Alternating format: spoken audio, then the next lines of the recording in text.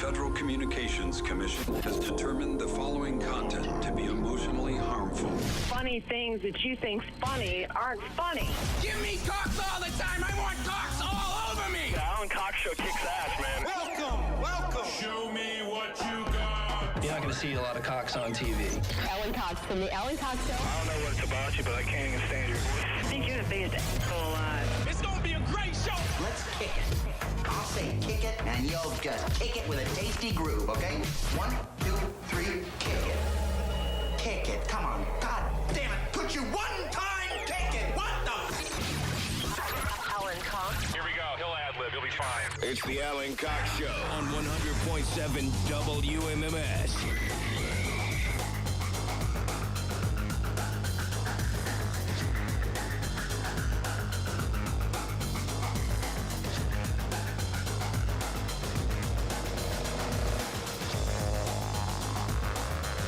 Oh, all right. Hey, all right, fine. We'll do it. What's up? My name is Alan Cox. Thanks for being here. Rob Anthony's here, too. What's up, man? If you want to join us, please do. 216-578-1007 on the phone. Do we have a screener? You're looking at him. 800-348-1007.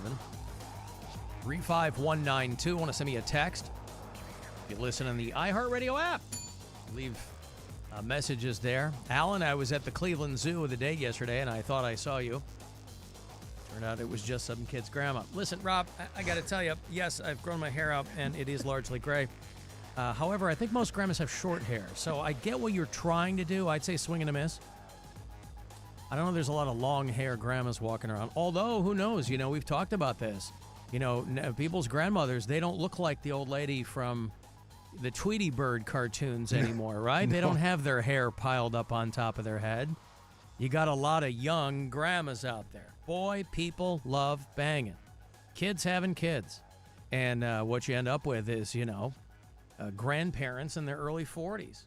So there's a lot of, we were talking on Friday, the rise of the GILF economy. You know, older women, legit older women, 70s, mid-70s, late 60s, early 80s, who have turned to, in their post-retirement years, they have turned to things like OnlyFans, right? So it's, you don't have to be a gray-haired woman. Nevertheless, thank you for thinking of me while you're there at the Cleveland Zoo. P.S., the texter says, your mom had a blast as my date at the zoo. Rob, again, I can't condone, I know, people come in hot. They can't wait. These are people, they know I'm in here all through the morning. They can't wait to start firing salvos off at me. With a double shot of jokes there. Yeah. As soon as we get on the air. Son of a bitch. Yeah, I wouldn't call it a double shot. I'd say those things put together, you got 3/4 of one shot. But fair. Again, I understand what you're doing. Golly, I'll tell you what, you will never see as many white people downtown as when Nate Bargatze is playing the Rocket Arena. God bless him. You know, I think Nate is a very, very funny guy. He was supposed to do this show in advance of that appearance at Rocket Arena, and I was blown off. But nevertheless, that does not diminish my appreciation for him. Him as a very entertaining guy. He's having his moment. I'm still fascinated by the people who convince comedians to write books. And they do, because I think when you're kind of having your moment, and again, Nate Bargatze is not some fly-by-night dude. I think a lot of people who don't really put some thought into it, they think of these comedians as people that just kind of popped up and started doing arenas, right? But these are people who have been working for a long, long time. And Nate Bargatze was kind of considered by other comedians for a long time to be one of the funniest, most organic kind of joke writers out there, and just his style and whatever. And so now he's really having his moment, and you couldn't be happier for him because he's a nice guy. I don't know if he sold out those 2 nights, but he was doing Friday and Saturday night at the Rocket Arena. And so when we left here from work, I go, the hell is going on downtown? Why does it look like the Home and Garden Show is taking up Prospect Avenue? But, of course, I forgot Nate Bargatze was in town. I had some friends that went to the show, and they had a fine time. And again, he's a very funny guy. Now, I was down here last night to park because Rob and I had a little event to attend at the Rock Hall last night that you might have heard of. But as I'm parking down here last night, I'm like, what the hell is going on? There's a very different demographic downtown.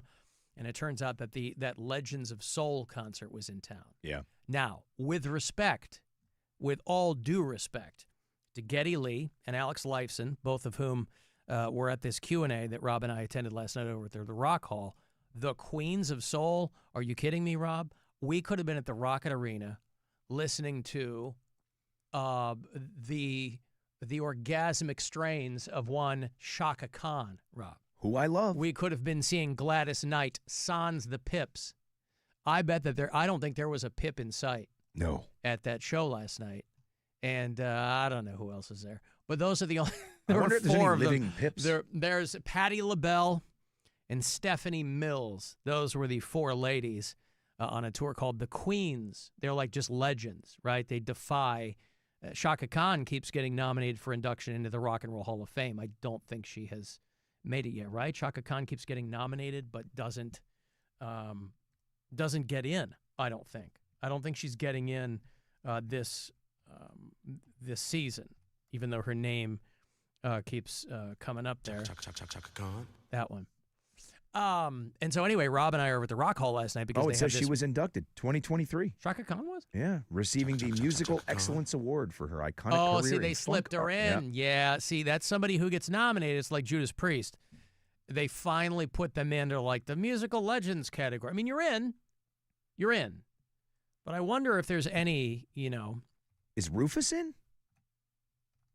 Rufus might be in. I think she might be in a couple of times, right? With Rufus and I don't know. on her own. I don't know. Anyway, so I'm parking here and I'm walking to the Rock Hall because Rob and I are going to be part of the very, very small audience there in their theater. And other than Rob and I, it seems to be kind of a hoity-toity crowd. I shouldn't say hoity-toity.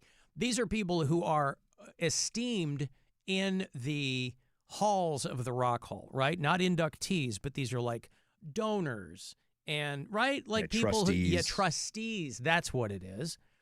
And so they're like, Alex Lifeson and Geddy Lee from Rush are going to be doing a Q&A, and we'd love for you guys to be there, right? Rob's got some friends associated with Rush, and of course we're at WMMS, which is pretty much stitched onto the history of Rush here in the United States.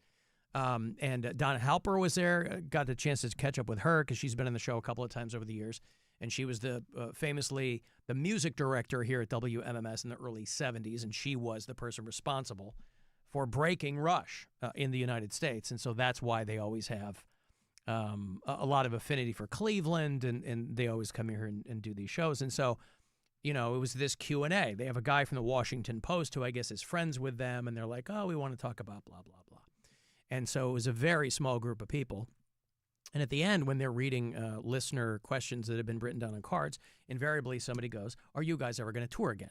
And they look at each other, and you knew it was coming. They were very good at kind of going through the motions as though that hadn't been the point of the whole event, right? They're, well, golly, I never thought that, And Alex Lifeson is a very funny guy, and he's bone dry with his timing and his humor and whatever.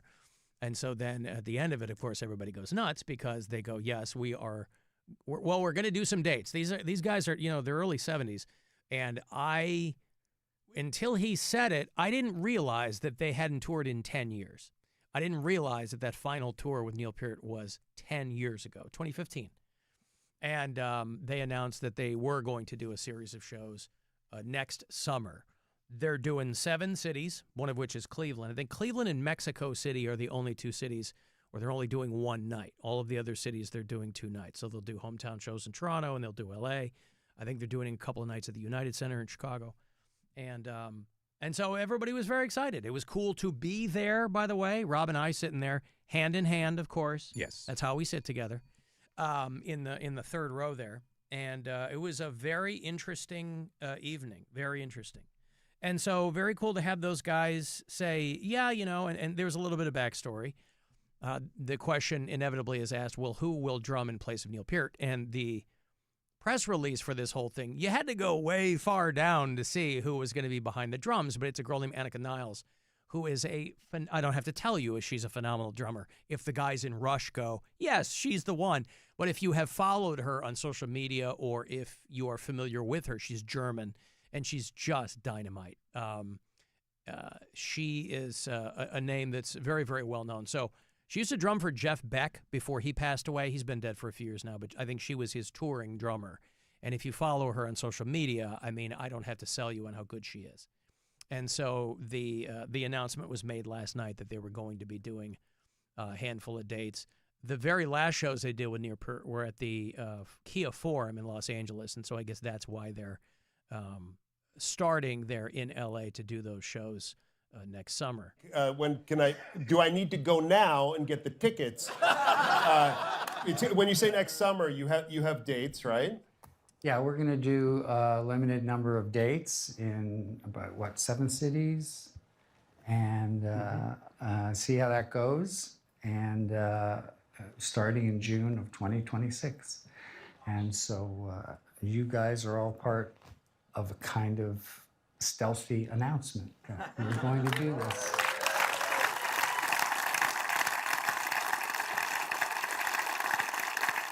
You will play Cleveland. We will play Cleveland.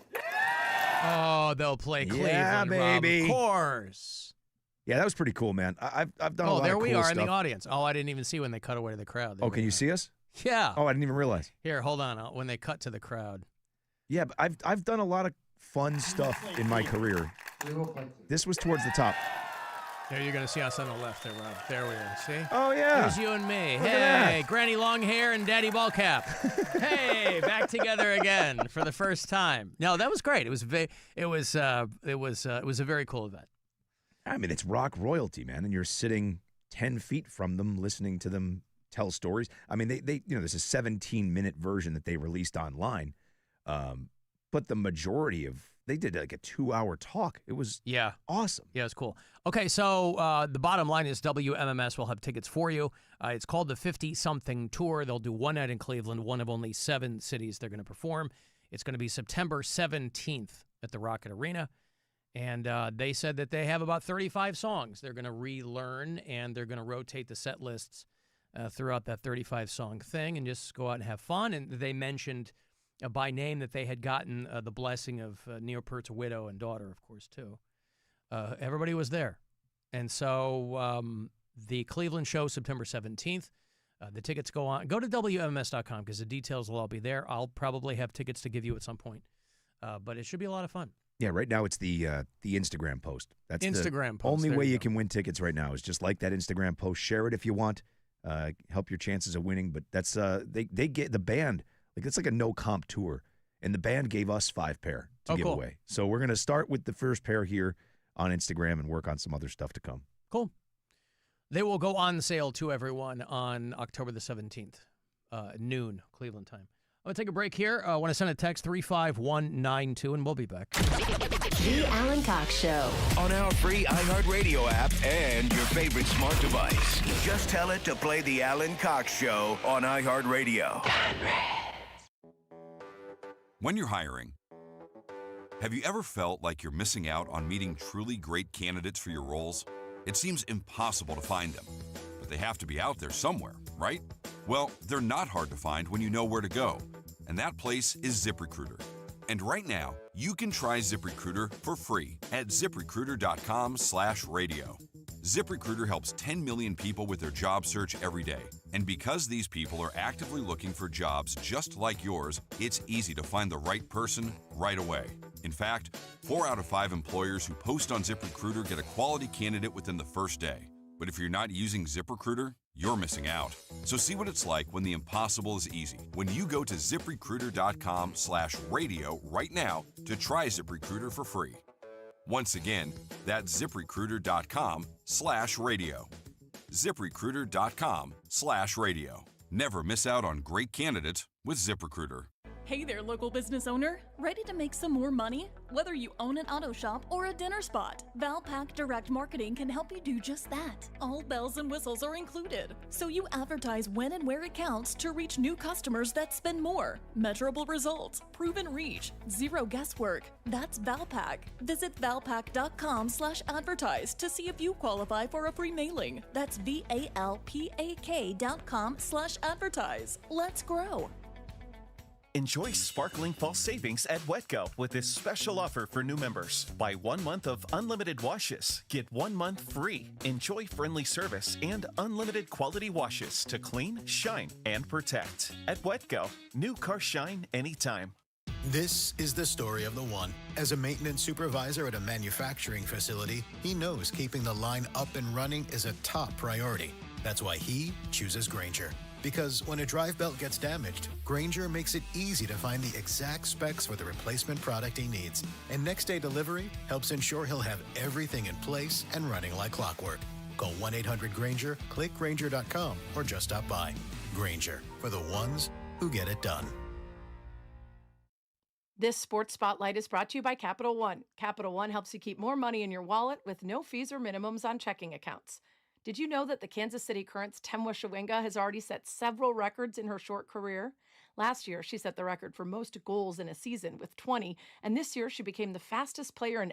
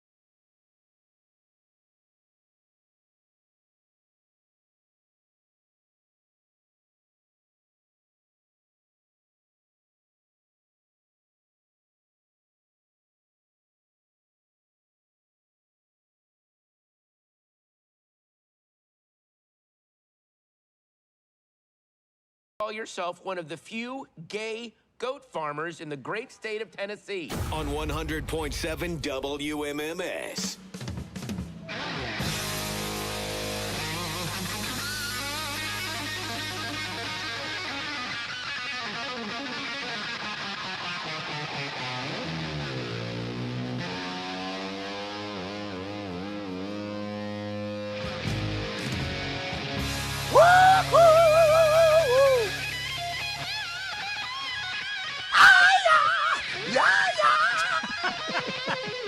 Rob, you ever heard this song before? It's really good. I'm not familiar. You should check it out.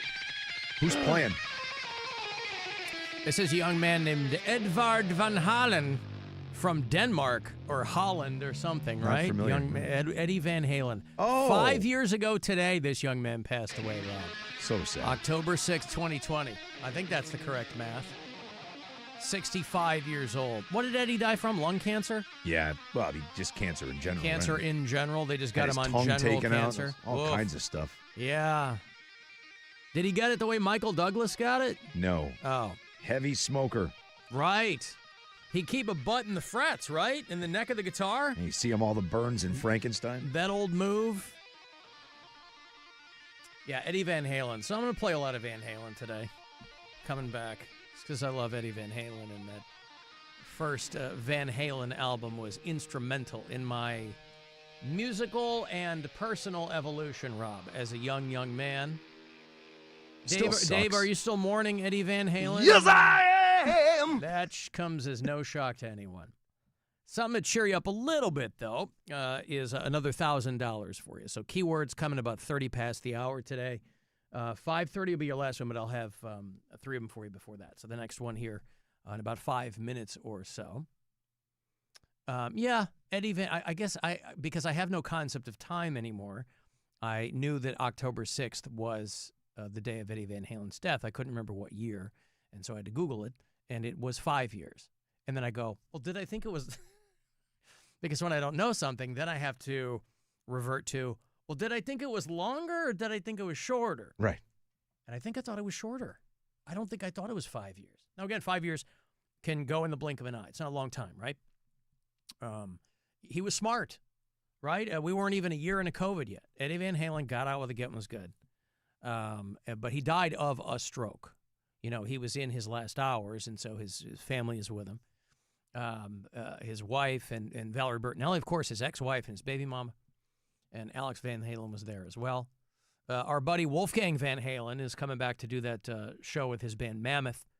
We did a thing with them last May at the Foundry. It was a lot of fun. But he's coming back the 18th of October. He will play the Agora. And so that's not that far off. If today is October the 6th, Rob, then November 18th, and I'm going to figure this out without looking at my calendar, okay? So today is October the 6th. Mm-hmm. Not using your calculator, huh? Just throwing things around. Well, let's see. The 6th. Mm-hmm. What was the date? November 18th. 18. So that's 12, right? 12. No, plus 30's 42, right? I'm just thinking of weeks. And then that's how many? 7. So 7 into 42 it's is 6. 6 weeks. See? And one day, Rob, is when Wolfie Van Halen and Mammoth will be over there at the world-famous Cleveland Agora. I went the long way about it, but I got there. Yeah. Yeah, that's true. It's also my little nephew's birthday that day, too, and he'll be turning 7. I wonder if he'd like tickets to see Wolfie Van Halen at the Agora for his 7th birthday. I wonder if that'd be exciting. Well, you give him station tickets, make him sit up in the rafters. Hey, you're gonna get tickets for a show in a. I guess he has been here. I was gonna say a city you've never been. For an artist that you're not familiar with. But that's the best way to learn about somebody new that you like, right? Who was you got to cast your mind back to like the first band that you turned yourself onto. Because most people learn about music, it's what their parents listen to, or it's what an older sibling listened to. I didn't have older siblings, and I certainly wasn't going to be anyone's musical mentor. But everybody kind of, invariably you'll stumble onto a band yourself. Now the algorithm will just feed you bands that you might like, right? But back in the day, you really had to go. And you had to look around. And you had to, a lot of times, you're choosing, I know what I did. I was choosing bands at random based on the album cover or the CD cover. And be like, you know what? If the music inside is half as good as what they've put into this album cover, maybe it'll be something there. Now, 8 times out of 10, nothing. They blew their wad on the cover art. Mm-hmm. And the music inside was, less than compelling. But, that's how you find things. Now, I was handed the first Van Halen album to me by my mom. She said, listen to this. Whereas Van Halen got into the Rock and Roll Hall of Fame in 2007. The Rush thing we were at last night with Geddy Lee and Alex Lifeson, they introed the whole thing by showing them their induction into the Rock Hall. 2013, Dave Grohl and Taylor Hawkins induct them, and then they get up and play. I think that's a year it was in L.A. But it was, that last handful of years of the Rock Hall, that to me is the biggest, the induction ceremony, rather. What I miss is when everybody would get up on stage and play. Because increasingly a lot of bands are like, I just want to sit at the table and drink and have fun. And so it's less frequent that they get up and play. But Rush, when they got inducted, they did a couple of songs. And hearing Alex tell the story of how he came up with the blah, blah, blah thing was really funny. Yeah, when he did his induction speech, yeah. If you remember Geddy. The notorious induction speech. Yeah. And Neil both had stuff to say, and then he just got up and said blah for like 4 minutes. And you could see Neil and Geddy getting and they weren't uncomfortable. prepared. Yeah, he said they weren't prepared for that. He hadn't clued them in that he was going to do that. He thought about it. He said, well, he was in the car. Yeah. And then he leaned over next to his wife and said, yeah, I'm gonna just say blah. And she's like, what, do you want to prove that you're the a-hole everyone thinks you are? He's like, yes. Oh, it was great. He's such a funny dude. And they're both just so amazingly Canadian. You know what I mean? So kind and nice. And that was awesome. Anybody remember, speaking of those guys, I never hear anybody talk about Victor. You remember Victor? Alex Lifeson put out a solo album called Victor in 1996. And it was a one-off. And I don't know if the band was called that or what it was, but, Rush was still doing stuff. But the guys were off kind of, putting their feelers out. And they released a single from it. And I don't know if you remember Victor. The single was called Promise. You remember that at all? I don't. I played it when I was on the air at Rock Station in Kalamazoo, Michigan. I don't remember who played on the album, but it was, I think, him singing maybe. Now, obviously, you'll notice it sounds a lot like Rush. But, I mean, when you have a lane, and it's a good lane,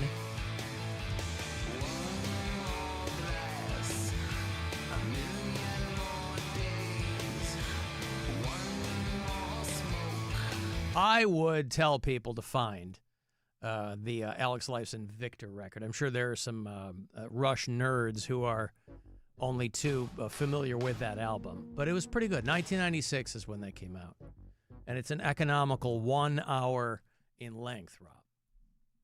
It won't take you too much time to listen there. I got money here for you. It's $1,000, courtesy of the Buzzard Bookie, your first of 4 keywords that you'll get to close out the day. So listen closely, and I hope you win. This is your chance to bet with the Buzzard Bookie and win $1,000 now. Enter this nationwide keyword at WMMS.com. Check. That's check. Enter it now at WMMS.com. If you listen on iHeartRadio, you can easily leave us messages there with that red talkback button. Hi, Alan. Hi, Rob. Megan from Grafton here. Rob, I totally agree with the whole bands should change their names. Certain bands with the whole Linkin Park thing. I saw them at Sonic Temple this year, and I cried and was angry the whole stinking time because that's not Chester. It was just, no, you're not Linkin Park anymore. You're somebody else. Emily's great, but you're not Linkin Park anymore. So I totally understand the STP thing. So thanks. Have a great day. Love you. Hate me. Hate the show. Bye. Bye. Yeah. Yeah, we were talking about Stone Temple Pilots being added to Sonic Temple, and you took quite a bit of umbrage with that. Last year, Linkin Park played Sonic Temple. Yep. And they were rolling out Emily What's-Her-Name fronting that band. And people are very much, like Megan there in Grafton, she's on board with you. Like, when you change somebody out, you change the name of the band. I don't understand that. I mean, Van Halen didn't do that. It's different circumstance. But It why? wasn't a death. But why? It wasn't a though? death. It was the band. Listen, I was completely So on if board David with Lee her. Roth had died, they would have had to change the band named after them. But that's the point. It's a band named after them. It's not the same thing. And someone died. If it was called the David Lee Roth Band, Well, no. or if but it was called what I'm saying is Stan Halen. What I'm saying is, to yours and Megan's point, what I'm saying is that gives the front man, and I know that the singer of a band is the one who gets the most attention because they're running around and they're one creating the emotional resonance for people in their singing. So with that, they carry an outsized influence in the band. But why would you change the name of a band because one guy died? I think it depends on the band. I mean, all those other people were also Linkin Park. Queen- Chester Bennington died. I don't see why they changed their name to Linkin Park. Queen from stopped. Linkin Park. Freddie Mercury died. Queen stopped. Yeah. John Bonham died. Led Zeppelin stopped. Now that they were 4 equal parts in that band, right? I think when that happens, there's a certain level of respect you pay to that person and end it. Now, when someone leaves and you replace them, that's completely different. Van Halen, completely different story. If you want to reinvent yourself with somebody else because things didn't work out, completely different. So a death requires you to change the name of the band. I don't say anything requires it. It's just it's my opinion that I think it should end. Now look, I watched Corey, who is the biggest Linkin Park fan on the planet, Corey Roddick. I watched him embrace Emily into his favorite band. So I could be completely wrong, right? Maybe I am. But it just feels like to me in certain cases, and I've heard from people, Chester was already in STP, blah, blah, blah. I get it. But the band was still his band. I forget until you say that, and we did talk about it on Friday, but I still forget that Chester was with STP for a minute. Yeah, that those two bands quick. are linked by him. There was like one single that, yes. and look. I think they did like 10 cities or something. And it was fine, but he was still living. As soon as he died, STP done. In my opinion. I guess my brain goes to, why should one person have such an outsized influence? Because when that one person is the band, right? But the this is Doors. Jim Morrison died. This Did is the Doors keep going? This is what I'm saying, though. All those other guys in Linkin Park founded Linkin Park with Chester Bennington. But no one cared about them. Well, no one cares about Mike Shinoda. The guy tried for years to have a career. I know. After Linkin Park. I know. And failed miserably. Mike Shinoda, girl, you know my singer died. My singer died. Now I guess we gotta use Mike Shinoda. That guy doesn't mind Mike Shinoda. Loves Mike Shinoda. Very talented dude. Yeah, he tried with Fort Minor and And then his own thing, and he kept releasing. They were just like, bad 9 Inch Nails songs that sounded like Linkin Park, kind of. It was nothing. The DJ Mr. Hahn spinning stuff for him. It's like, you name those other guys, they don't matter. Okay. And plus, I think that band was put together, weren't they? I have no idea. I think that was one of those I thought they were friends who started a band. I don't think so. I'm not sure. Yeah. But again, it's just my opinion. It's not like a... No, I understand. I just like to know where people are coming from. Joy Division changed their name, Alan.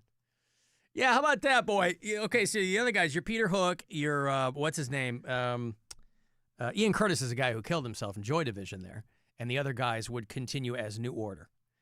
One of my favorite bands of all time, by the way, New Order. Didn't really care for Joy Division that much, but love New Order. But Ian Curtis hangs himself the night before they're going to start their tour of the United States. Right? These guys are like, finally, we're going to break into the States. It's tap into America. It's Werner Eatonhog is over there, giving them their attaboys. So, yeah, okay, Joy Division. AC/DC is the one pass, says Cotton Balls. Why is that? They weren't going to change their name. They're like, we are AC/DC. Bon Scott, great guy, but we are still AC/DC. And how far... We're the Young brothers in this band. And how far into that band were they when Bon died? I mean, Brian's been with the band much longer at this point, right? So I don't know what the difference was. Maybe with what I said, that would be the same thing. It's a band I hadn't thought of, I guess. Because somebody else, Pantera is a great kind of modern version of this. And probably shouldn't be called Pantera. Well, but they even say it's largely a tribute to Pantera. I Then mean, call it that. Well, Rex Brown is still in the band, and Phil Anselmo, the front man, is still alive. Rex and the rhythm Phil's section tribute died. to Pantera. Yeah. Soundgarden without Chris would be sacrilegious, someone said. Right. It would be different. I mean, Soundgarden, yeah, I guess, yeah, because you do so closely associate the singer with the band, and, but, yeah, I don't know. I got to give it up to the other guys in the band. So the question everybody's asking, of course, Rob, and I don't know if the logic is analogous, but, Alan, so if Rob were to die, would you have to change the name of the show?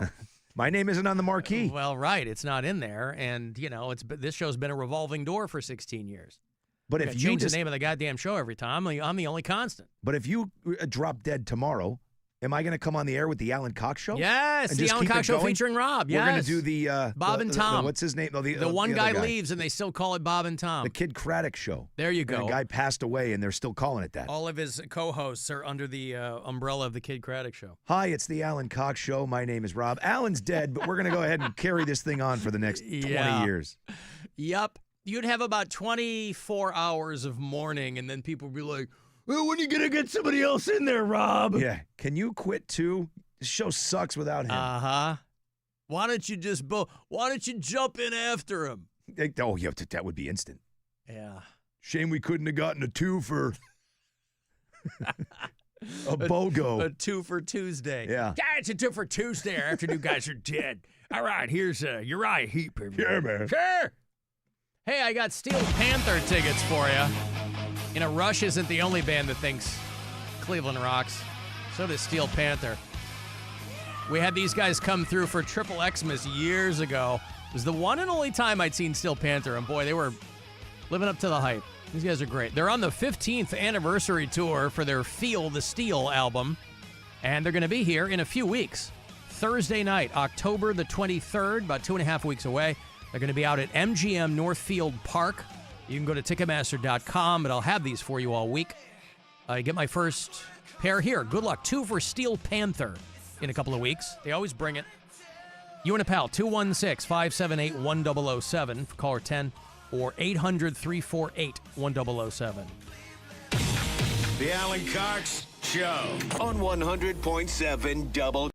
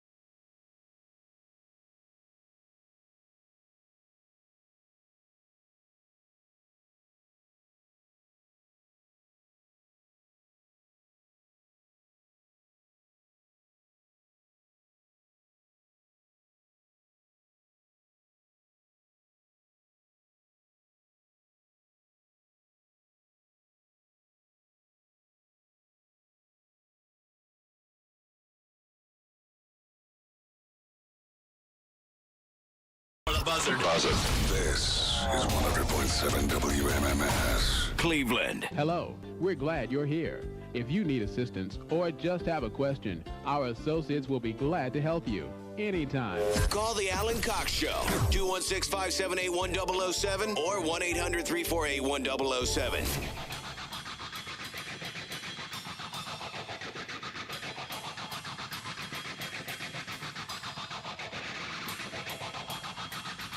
Down and ball.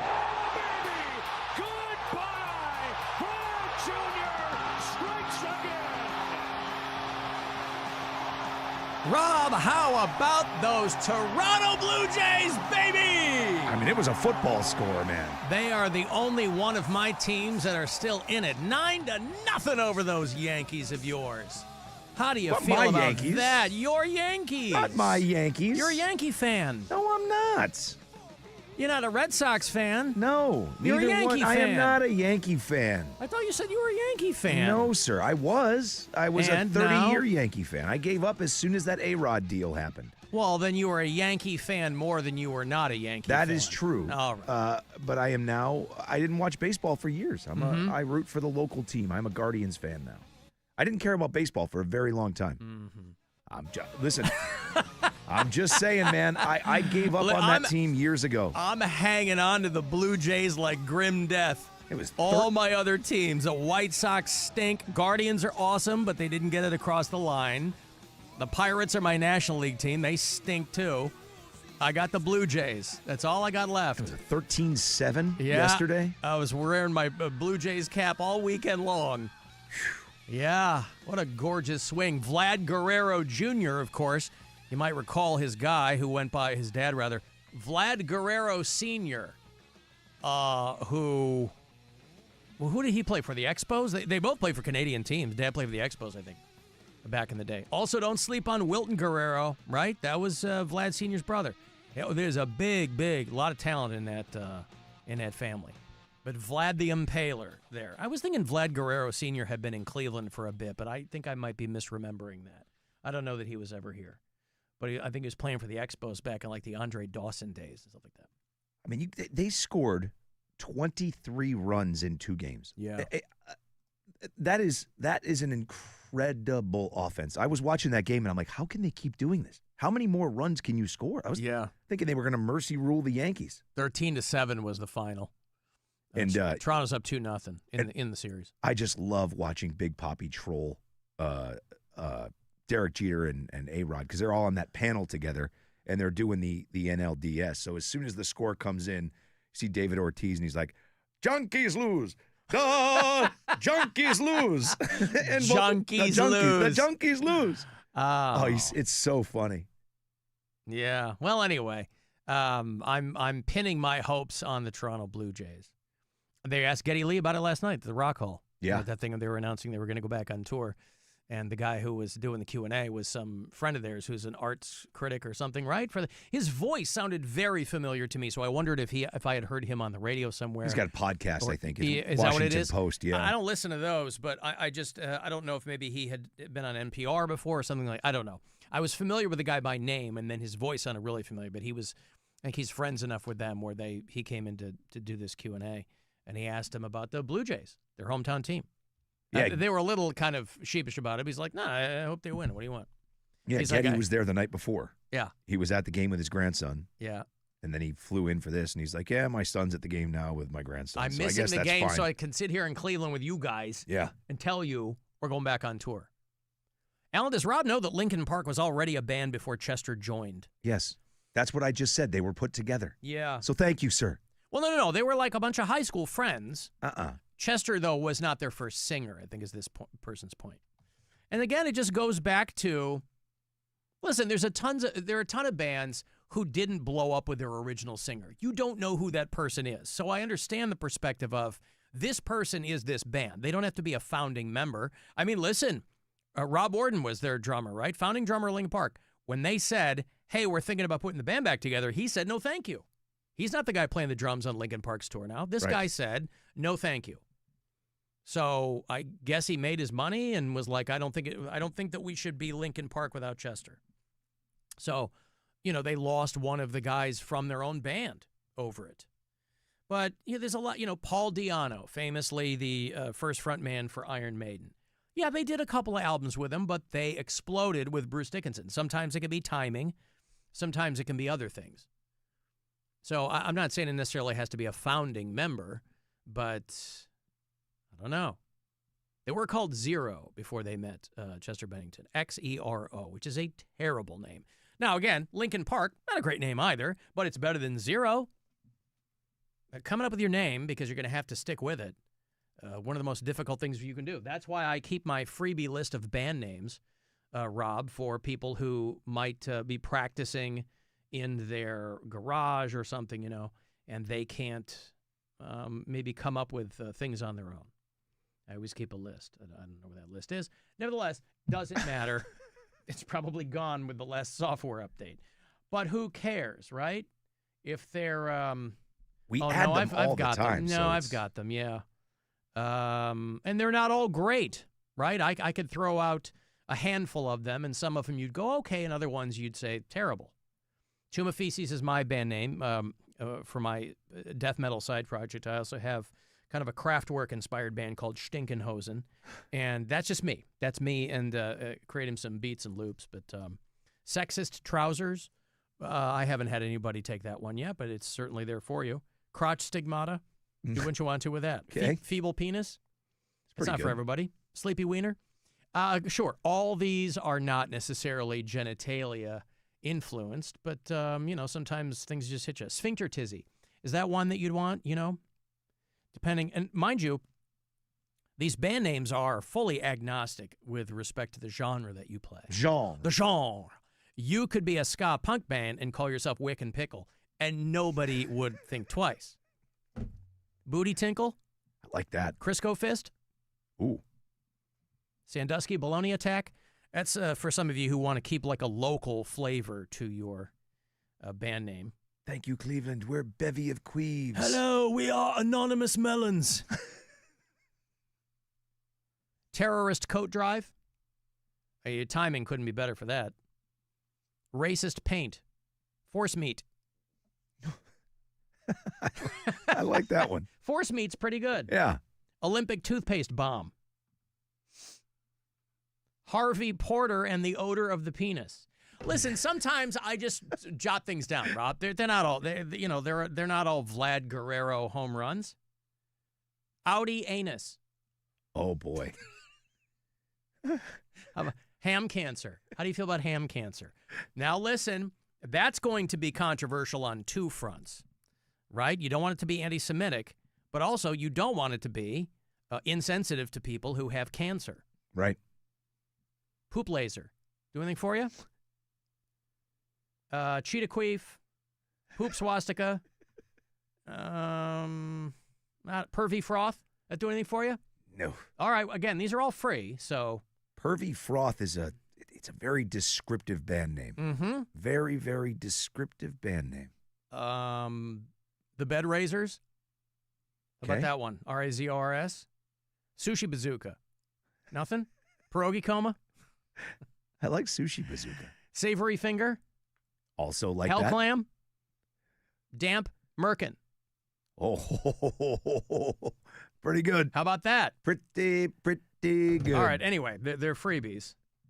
Do with them whatever you wish. Battle Apple.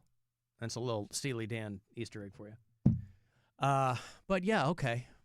So Geddy Lee and Alex Lyson at this thing last night were talking about how they had this woman named Annika Niles, who, by the way, is like early 40s. So she's not some kid they picked up off the street who was like blown up on TikTok. She's real good. She has toured with people. She was Jeff Beck's a touring drummer for a long time, and I've followed her for a long time on social media. She's just dynamite. She's German.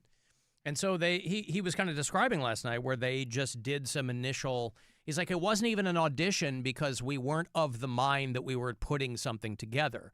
But we had been turned on to her, and we flew her up to Canada very, very quietly and kind of jammed for a little while and came to the conclusion that she would be, a good fit, but that there was a pretty hefty learning curve because he's like, anybody can play those notes. Anybody could learn to play the Neil Peart notes. He's like, but there's a vibe and a rhythm there, obviously, that comes from 40-plus years of working together, as a unit. But if they're confident in her, I mean, her abilities alone are not in question. So obviously their only concern would be like, is this going to be a good fit? I think it's going to be awesome. I think it's going to be amazing to see those guys with someone else behind the drums. And I bet they will come to the conclusion, even though they're in their early 70s, and they're like, look, we're doing 12 dates in 7 cities, all right? This is not some world tour. But obviously, based on how they feel, because Alex Lifeson had been sick, right? He had cancer or something for a while. Yeah, he had a few things going on. Yeah, and so he's been on the mend for a while. Yeah. So September 17th is when they'll play the Rocket Arena here in Cleveland. And they'll do hometown shows in Toronto. They'll play Chicago, Mexico City, and L.A. But that's about it. So, they kind of verbally left the door open to see how they feel at the end of those dates, if they want to keep going. But they were pretty clear that like this is not a reformation of a Rush. You know what I mean? It's more of a tribute and homage to Neil Peart.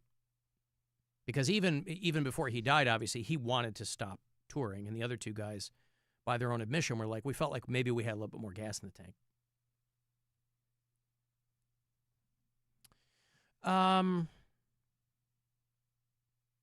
Okay. Alan, if Limp Bizkit came back without Fred, oh, God. what a great example. Yeah. Oh, golly, what are we going to do? We lost our legendary frontman, Fred Durst. Yeah. How could we ever replace that guy with someone with such an amazing ability to turn a phrase?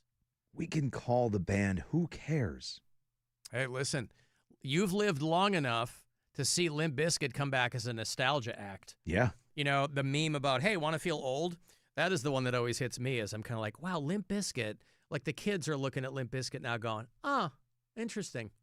You guys were into this, yeah? And then there's enough, jump up and down and giant toilet on stage. A little something for everybody. I appreciate bands that stay stunted in their emotional availability. I like that. And, of course, the Coral Reefer Band, they were just here, Rob, opening for the Doobie Brothers. Those guys, that's not a band that is going to change their name because all they got to do is cut his name off of it. It was Jimmy Buffett and the Coral Reefer Band, and then those guys go up because, listen, he's dead, but they weren't making his money. They got to make their own. They got mortgages, so why wouldn't you go out? I bet. Well, no, I was going to say, you didn't like the music. It had less to do with him. You didn't like the music. If you had gone and there was no James Buffett, you might have maybe enjoyed it, but that's probably not true at all. Mm-mm. What about this Mark Sanchez thing? Oh, my goodness. I was like that because the initial story with Mark Sanchez getting stabbed was that the initial story made it sound like somebody had like come out of an alley and jumped him. Well, now it sounds like he went into an alley drunk. And I guess they got him on camera or CCTV, something, I don't know. That he went into an alley and he was drunk and he's yelling at a guy who was parking a truck or unloading a truck or something. This 69-year-old dude. Nice. In an alley who was like, I didn't know who this dude was. He's screaming at me and he's trying to get in my truck. He stabbed him a bunch of times, like in the torso. Well, yeah, I mean, look. And so now Mark Sanchez is looking at felonies. This is in Indianapolis. They're looking at felony charges against him. Yeah, the guy doesn't know who this guy is. Some drunk dude's getting into his truck. Yeah. Guy freaks out. 69 years old, trying to unload his truck and do his job. Well, bartender right next door is bartender who brought Mark Sanchez in Indianapolis. He's like, I didn't know he was either. If you were to look at Mark Sanchez, would you go, oh, my God, it's Mark Sanchez? I mean, he looks like 50 other guys. I mean, I would because he's been a Patriot punchline forever. Oh, okay. But most people have no idea who he is. Like, I know who Mark Sanchez is, but I bet if I saw him, I wouldn't go, oh, that's Mark Sanchez. No way. What did he get, like, not controversy. What was he? Was he juicing or what? What's that? The butt fumble was like his most recognized thing ever. Is that what it was? I thought he was like banging a teammate's wife or something. I thought there was something more salacious than that, but maybe not. He was like juicing though too, right? Didn't they scoop him up on like PEDs Mark Sanchez back Yeah, in the day. I think maybe there was something, but that's all I remember because of the punchline with him. And he was bouncing around the league too. He fumbled off the butt. It was Maybe that's what it like the funniest. They still say it's one of the worst plays in NFL history. Yeah. And it happened with the Jets, and I love it because to this day, I hate the Jets. Yeah. Well, listen, he got drunk, came out of a bar, and went in and started talking mess to somebody else. But again, that initial story, it sounded like a robbery. And so, and obviously there are certain people who are going to jump right on a story like that. Indianapolis it's a war zone. Okay. But Mark Sanchez is charged with a felony over the stabbing incident. Because he punched the guy, like the guy had cuts on him, public intox, unlawful entry of a motor vehicle. This is just a guy like in a truck in an alley picking up, part of his job is picking up used fryer oil. Yeah. At a hotel. And Mark Sanchez walks up. They got him on camera. I don't know if there was sound on it, but it looked like it was an argument that obviously became physical. Yeah, I guess he had pepper spray, and then it was a knife. Like, there was all kinds of stuff Jesus. that happened. It was just a complete mess. What And could Mark Sanchez have been yelling at this guy in an alley just being drunk? He said something like, I talked to the people at the hotel, and you're not supposed to be here. Like, he was playing cop. Like, he was being like a hardo. Well, he's being charged with battery. Good. And so this guy who, I mean, listen, judging on what they made it sound like his condition, I thought the guy might die. They were like, oh, this bartender called 911, but Mark Sanchez had like multiple stab wounds to his chest. I'm like, there aren't too many places you can go in the chest and be okay if you have multiple stab wounds. Of course, these days you're considered stabbed if somebody like breaks your skin with a fork. Right. That's considered being stabbed. But they had him in pretty bad shape in the hospital. Yeah, as soon as they started saying it was all self-defense, you knew this was going to be bad for him. It all went instantly from like you said, robbery, bad stuff happens to Mark Sanchez to Mark Sanchez stabbed in self-defense. I'm like, uh-oh. Yeah, that's not good. I feared for my life. Yeah. This drunk dude came down a dark alley by my truck, tried to get in the truck. Yeah, he grabbed him, and like threw him into a dumpster. Like, it's an old man. I get it. You're drunk. Stop. Yeah. Leave him alone. Yeah. Maybe he's got some of that CTE issue too. I bet that he does. A lot of those dudes do, man. Brains are mush. Are there any in the ass? I mean, could he have CTE? It wasn't his butt, right? It was somebody else's butt? No, he tucked the ball and he ran into his lineman's ass and fumbled the ball. Go. All right. And then the Patriots picked it up and returned it for a touchdown. Yeah. That was the OG play, the butt fumble. Butt fumble. So that's what Mark Sanchez is known for. Well, with me, yeah. I would assume a lot of people, that's what he's on. I think he's a commentator on Fox, isn't he? Something like that, yeah. Or he was. I don't know. But I know that if he is currently, that's going to be an issue. It would suck, though, if you were primarily known for an F-up in sports. Like if you're Bill Buckner, right? Bill Buckner in 1986, that's when the World Series ball went between his legs. Yep. Like, your name becomes synonymous. That doesn't go away, especially in sports, where people hang on to stuff like it's going to murder them if they don't. And, I mean, it was when your name is synonymous with something like that. And the worst part is that it wasn't his fault. The Red Sox collapsed as well around it. I mean, listen, it was his fault that he booted that ball. Fielding error, yeah, but still. But there was still plenty of there was lots that had to happen in order for, and all was forgiven when the Red Sox finally won the World Series. For the most part, people kind of embraced Bill Buckner again. But yeah, they hated him in Boston. He's like, man. gee, thanks. He had to leave. Like they were like, you got to move. Yeah, people are throwing batteries at my head on the street, but all of a sudden, all is forgiven. Oh, great, thanks. I didn't have to move 4 times. Yeah, they're like, welcome back, Bill Buckner, to Fenway Park. I'm like, you got to be kidding me. I wouldn't have even shown up. No. Hell no. You can all eat my ass. How about that? Right. Ladies and gentlemen, Bill Buckner. Hold on. I'm going to set this up for you, okay? Hold on. Wait, hold on. Ladies and gentlemen, please welcome the 1986 World Series Boston Red Sox, Bill Buckner. Bill, give it for Bill Buckner, everybody. Bill Buckner, all is forgiven, baby. Yeah, I would not have shown up at all. No, and he died. I think he died like 10 years ago or something. I would have stayed while. home. Yeah, there was they made like a big to-do about it. Like, oh, he had a wonderful career around what happened, and we should embrace him here in Boston. Like, what are you guys, nuts? What you did to that dude that poor for guy. 2 decades. Well, he died just a few years ago, but he died of what Robin Williams had, that Lewy body dementia. Yeah. That's why Robin Williams killed himself. That's what Buckner had. He died, you say, a few years ago? 2019. Oh, okay. All right, yeah. May of 2019. Poor Buckner. Oh, my God. Right? Your name is... Because I remember they did an episode of Curb Your Enthusiasm with him, and, but your name is synonymous with... Yeah, and Mark and Sanchez... you're just you're a ball player like hundreds and hundreds of other guys. But he was just another mess in a long line of Jet mistakes, right? Yeah. It's like the Browns with starting quarterbacks. You get 40 of them in the last 8 years or whatever, Same thing. I just moved in my new house today. Moving was hard, but I got squared away. Bell started ringing and chains rattled loud.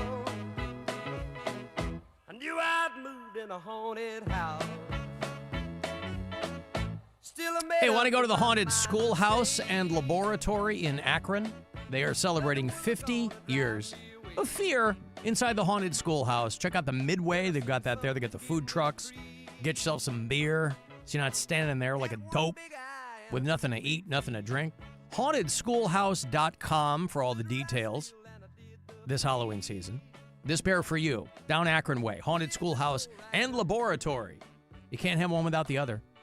Caller 10, this pair is for you. Good luck. 216-578-1007 or 800-348-1007. It's the Alan Cox Show. Everywhere on our free iHeartRadio app or whatever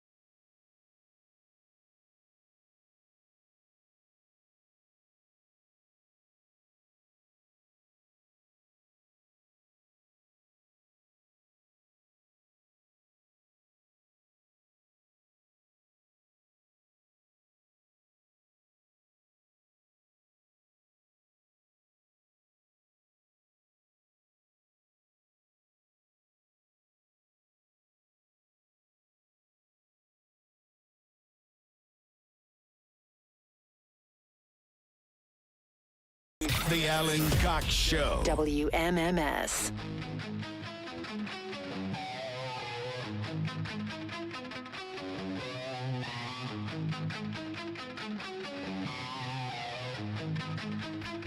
We airing that Cavs pregame tomorrow night on MMS? Sorry. Or are you talking to somebody? Sorry. Yeah, sorry. No, it's okay. Phone was ringing. What did you ask me? I'm sorry. We're airing the Cavs game tomorrow night pregame? Yes. Okay. Yep. Bulls are in town tomorrow night. I can't make it, but 7 o'clock tip-off here on the buzzer. Briefly off. I mean, fortunately, there was less of a gap between Guardians baseball and Cavs preseason. But I'm pinning all of my baseball hopes now on my Toronto Blue Jays. But your Cleveland Cavaliers take the court at the Rocket Arena tomorrow night at 7 o'clock. They'll play, I guess, well, then they go to Chicago to play the Bulls. And then the 22nd of this month is going to be, 22nd will be the season opener with the Cavaliers. They'll be playing the Knicks in New York. I saw that the Cleveland Browns came in only second behind the New York Knicks. ChatGPT determined the most cursed sports franchises. I'd say cursed because it is spooky season and it's more fun to say cursed. The most cursed sports franchises of all time, and the Cleveland Browns came in second, behind only the New York Knicks. Now, why the Cubs are mentioned third, I don't know. They just won a World Series. I don't know. Maybe because they had such a long drought. That's my guess. But still, I don't know that I would. Anyway. And all the stories with the goat and all that stuff that went along with it. That it's probably all of that. Led to that lore. Guardians come in at number 6. So Cleveland, the only city represented twice. Hey, all right, Cleveland. The top 10 most cursed franchises of all time, according to ChatGPT. Apparently, ChatGPT has never heard of the Indiana Pacers, but okay, there they are. The Detroit Lions, the Sac Kings, the Buffalo Bills, Minnesota Vikings, the Clippers, and the Jets are in there as well. Speaking of the Minnesota Vikings, they might be cursed, but they were not cursed to lose to the Cleveland Browns. Oh, my God. Blimey! I mean, They lost in London. When I moved here, the first thing someone said is, get ready to get annoyed every single week at the local football team. They will find a way to lose every single week. They referred to them as the local football team. Well, you know. Yeah, I understand. They didn't even want to invoke their name. Didn't even want to say their name. The team we shall not mention. The Voldemort of football, I believe. I'm always going to be a Patriots fan. That's where I'm from. That's my home team. That's where I'm going to be forever. But I will always support the teams where I am, right? So I watch Browns games. I can watch every single one of them without having to pay extra, so I do. I cannot understand for the life of me how they lose these games. Well, they have a listen, what do they say? If you want to get really good at something, you put in your 10,000 hours, right? I guess so. These guys have put in more than their 10,000 hours of losing. So it's the thing that they're the best at.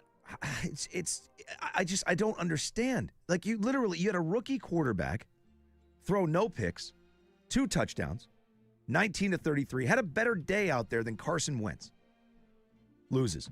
Judkins rushes 110 yards. Vikings are 5-0 in London. They just lost to the Steelers in Dublin. Vikings are 5-0 in London. And Njoku, 6 receptions. And weren't they behind most of the game, by the way? The Vikings, yeah. And just this is, again, man, it's no hot take at this point, but it's got to be the coaching, man. It has to be. And listen, Stefanski, amazingly good-looking guy. I get it.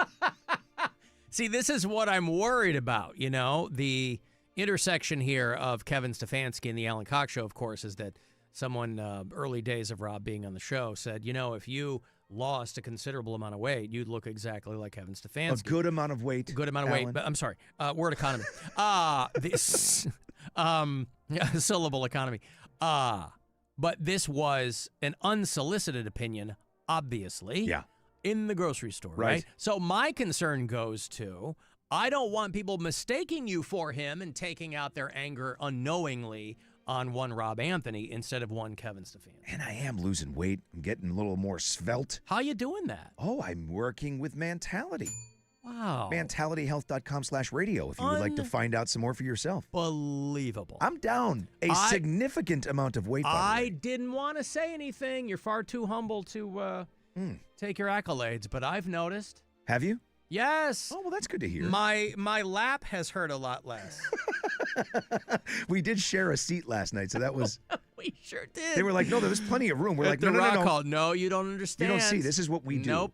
This is us. It's funny because they put our phones in yonder bags last night at the Rock Hall, and we all had to sign NDAs because this announcement was being made, but nobody knew they were going to make the announcement. Wink, wink.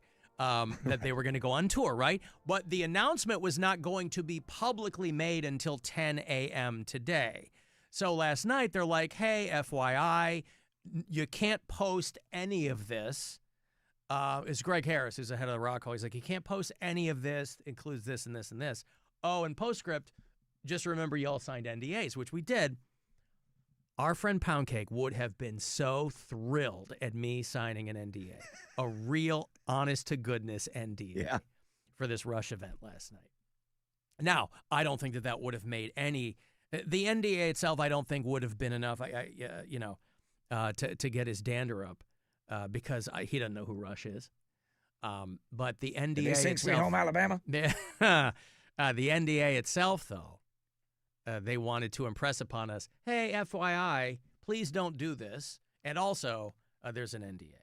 And did you look it over before you signed it? No. I looked at it. It was kind of cool because the names at the top, like the people that were responsible for the NDA, it said like Alex Lifeson, Geddy Lee. Well, yeah. And you're just like, oh, that's who I'm signing this for. Well, yeah, right. No, I knew what it was for. It was just cool. Like it wasn't the management company. It was directly with them. Yeah.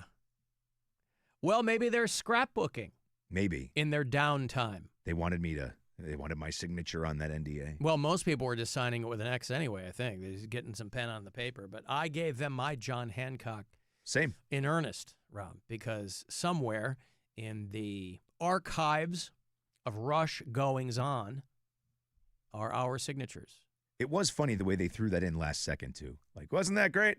And remember now, no posting about this till tomorrow. When you came in and you locked your phones up, you also signed an NDA. And that means that if you do this, this will happen to you. Yeah. Anyway, we might see you. Have a good night, everybody. Thanks for coming. There's like 100 people in there. Afterward, you split, and I went downstairs for a few minutes, and I talked to Cliff Bernstein. He's the guy that started Q Prime. Yeah. And he's Metallica's manager. Yeah. Like, he's a big deal. Yep. So he and I were chatting for a few minutes, and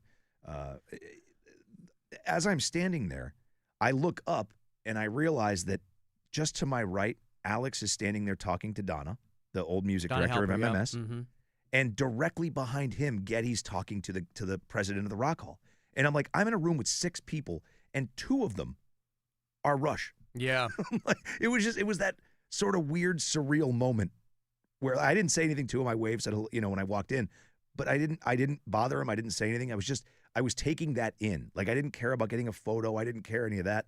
It was just cool to be standing there listening to them just in that way. Like, they're just hanging out, Standing potentially in a zone of Rush farts. That's very true. Wow. Well, that was one of the problems Alex Lifeson had he had a gastrointestinal problem. So maybe there was a bunch of Rush farts happening. Is that what it was? Yeah, okay. Yeah. Rush farts. Rush farts.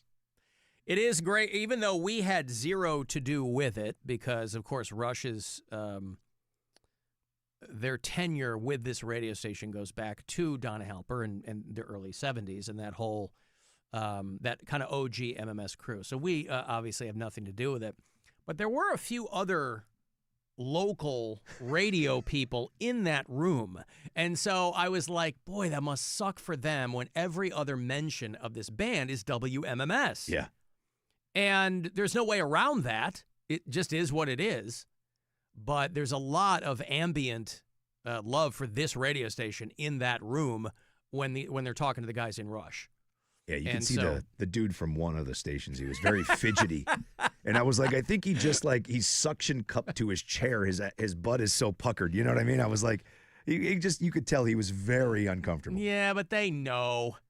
If you're in local radio, there's no illusions about what No. WMMS is. No. That's why, Rob, I've worked so hard to put my thumbprint on ruining this one great radio station. I'm sorry, I was reading someone's comment. You've been I trying, didn't but it's mean not working. I have not. But boy, you'd never know it by looking online. You'd never know it. So, yeah.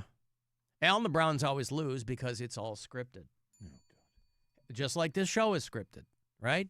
I painstakingly write. What is it on average, Rob? Is it probably 65 pages of dialogue? Oh, at least. At least, At yeah. least. Monday's a little easier because we're kind of coming in with weekend fumes and whatever. But yeah, usually probably 60 to 75 pages of script that I write. And then Rob and I go over it. And then at the end of the show, we do a little post show and I roundly chastise him if he missed any of his lines. And then I go home and flagellate myself, which sounds a lot more exciting than it actually is. I have one of those old medieval leather straps, the cat o' nine tails, and I'll just kneel in front of a mirror, shirtless, and I'll whip myself. Boy, you don't want to see my back. And if you really want to know behind the curtain, when Alan talks about having a bad night's sleep, he'll say things like, "Oh, man, I didn't sleep at all last night." That turns into a problem for me because that's when my phone rings at like 3 o'clock in the morning. It sure does. And he just wants to go over, because he'll put little side notes in the script where it's, feel free to ad lib react here, which he doesn't really. And that's want for me the to camera. Well, that's all for the camera, right? Though, And he'll be like, no, do that again, and I'll say, well, that guy seemed like he was suction cupped to his seat because his butt was so puckered. You flubbed do it again. Yeah. And this That's is what what I happened do. last night, going into Monday, yeah. And I still messed it up. I almost said ass. Sorry. Rob. Hey. Hey, I was going over. You're awake. You haven't? Oh, yeah.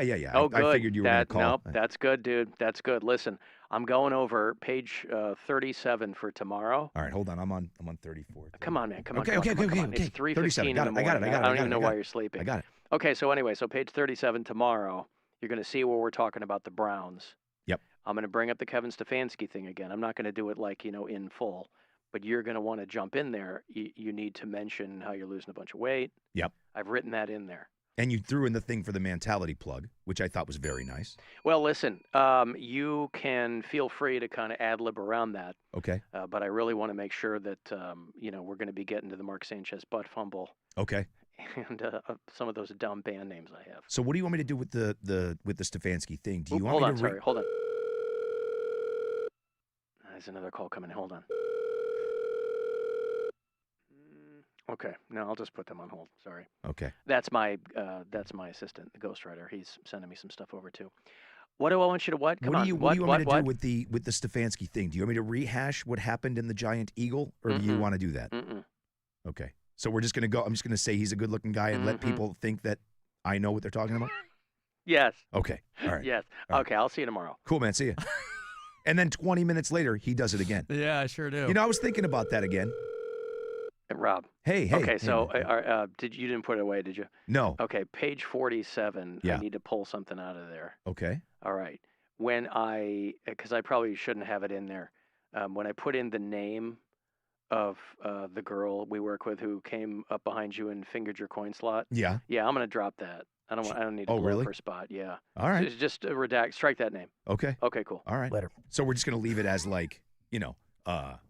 she did it. Yeah. See, Rob got a new canyon piercing, and I don't know if everybody wants to know about that. And boy, she couldn't just. I'm not trying to make any waves here. I know, but it was my fault. I mean, I walked into the don't situation. blame the victim, I was like, Rob. Look what I did. Never blame the victim. Yeah, I guess. Paul in Detroit pointing out that the Vikings stayed in the UK that whole time to play 2 games, so the lack of travel might have helped them a little bit. If that's what you want to go with, sure. It didn't. They also played the Cleveland Browns. That probably helped them a little bit too. And calling back a 56-yard rushing touchdown, though, because of stupid holding penalties. That's how you lose games. Again, I'm not a lifelong Browns fan. I've cared about the team for exactly 3 years. But Jesus Christ. So just get out of the way. Somebody has to make some change there somehow. Because you got a good team. They want to win games. They sure do. I got money for you, $1,000 from the Buzzard Bookie, about 30 past or so. Just about every day you get a crack at this money. So I hope you win. Good luck. This is your chance to bet with the Buzzard Bookie and win $1,000 now. Enter this nationwide keyword at WMMS.com. Bank. That's bank. Enter it now at WMMS.com. I grew up in Pittsburgh. I'm a Steelers fan, which means I hate the Browns. I also hate the Cleveland Browns. But no, I am a Steelers fan, so I hate like the Browns, the Bengals, and the Ravens. Those are our big rivals. But I realized that deep down, I actually love those teams because they make it more fun to be a Steelers fan. Like if all those teams stopped playing football or went to a different league, being a Steelers fan would be kind of stupid. And that's what I wish white nationalists would realize. Like, don't kick them out. It won't be fun for you if you kick them out.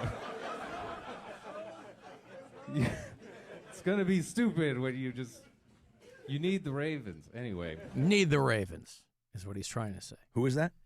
Dave, what's his name? Cosmo. He's a Chicago comic, but he's from Pittsburgh, and so he does a hunk there on how being a Steeler fan is, whatever. Al, no mention of the Pittsburgh Pirates, or is there not a curse and just a bad owner? Yeah, they don't. They're not looking to spend money in Pittsburgh. They're like, we got tons of people coming to this park. That's why they turned PNC Park into an amusement park. They're like, you don't have to watch the game, make money off you otherwise. So they're not looking to sink money into the team. It's been like that for a long time, since I was living there, and probably before that. But yeah. Anyway, if you listen to us on the iHeartRadio app, the aforementioned, you can leave us messages there. Hi, Alan. This is Christine in East Rochester. I'm listening to the podcast from Tuesday's show last week, and you made a Ferrante and Teicher reference, and then immediately said that was for about 2 people in the audience. Well, I am one of those 2 people. Growing up, my mom loved Ferrante and Teicher, had several of their albums, so thank you for the nice reminder of her. Hate the show. That's what I'd like to do, Rob, is at least on a daily basis. Now, this isn't in the script. You'll find this not written in the margins or anywhere. I try to remind members of our audience of their dead relatives. Oh. It's just a little free service I provide. How did we get on Ferrante and Teicher? Somebody made a comment, and I threw a Ferrante and Teicher aside out. And like she said, I said, that was for about 2 people.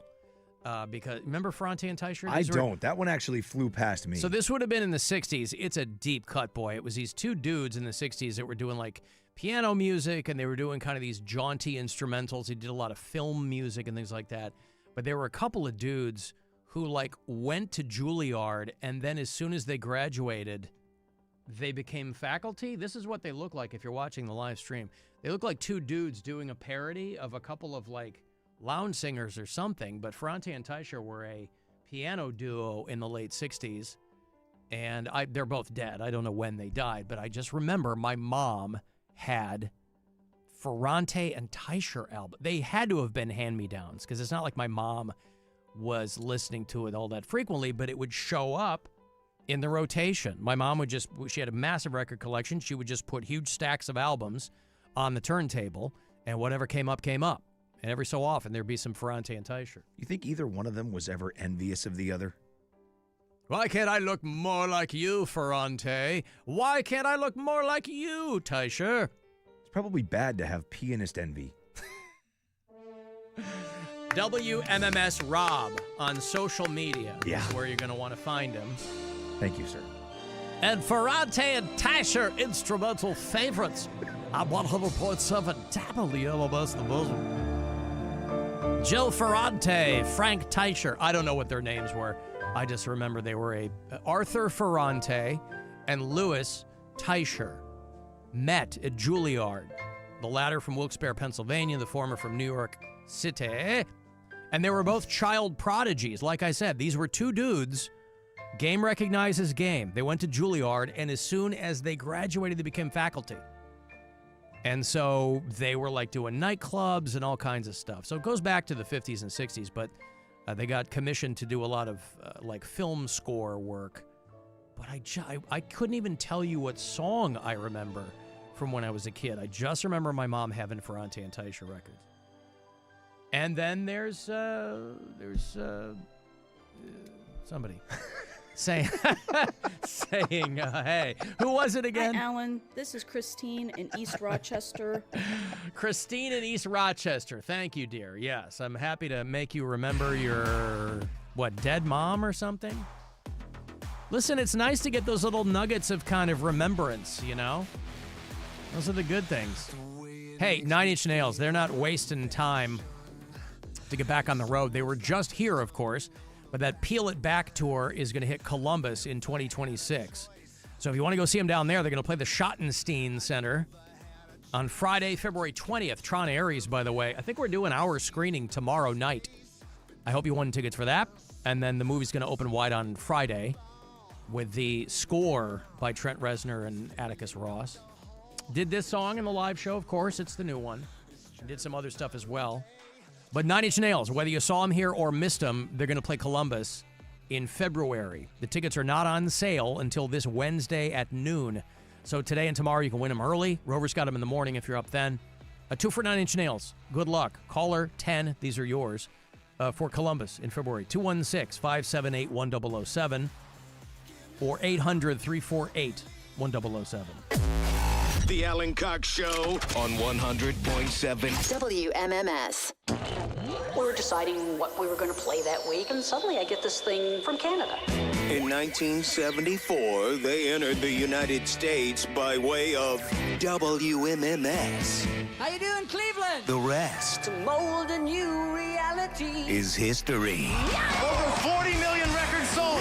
Inducted in the Rock and Roll Hall of Fame. Which has a way of repeating itself. So here we go again. By way of Cleveland, Making the announcement at the Rock and Roll Hall of Fame in Cleveland. Rush has re-entered the limelight. It's excellent to be back here. And is going back on tour. Thank you.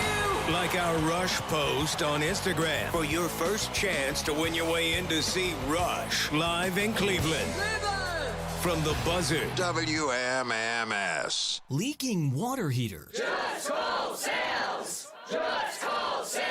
Hey, it's Alan for Window Nation. October is here, which means in Ohio, boy, if you have old, stuck, or cracked windows, it's going to get cold in your house. Window Nation can get brand new windows in your home in a day or less. I have them in a Casa Cox. Lifetime warranty on them. They're fantastic. Right now, all month, you buy 2, you get 2 for free. They'll throw in Cavs tickets as well. No payments for 2 years. And you're comfortable in your home all year long. Get a free estimate before the end of the month and save big with the pros at Window Nation. Say Alan Cox told me all about it, or go to windownation.com.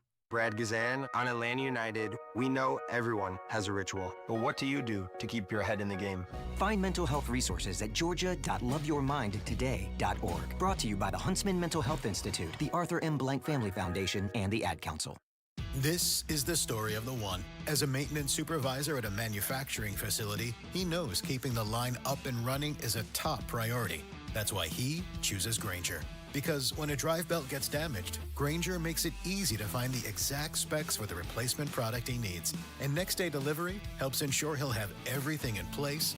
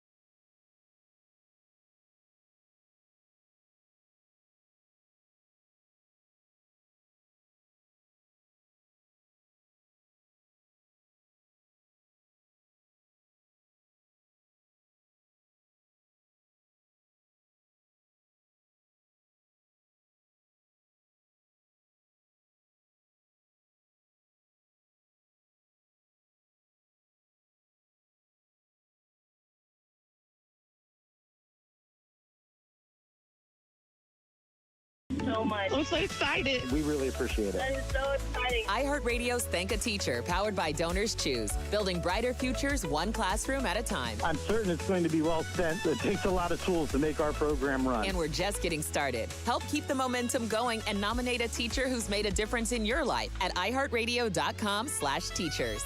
The Buzzard. The home of the Buzzard. The Buzzard. This is 100.7 WMMS. Cleveland.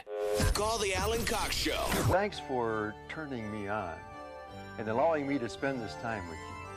I hope I can turn you on. 216-578-1007 or 1-800-348-1007.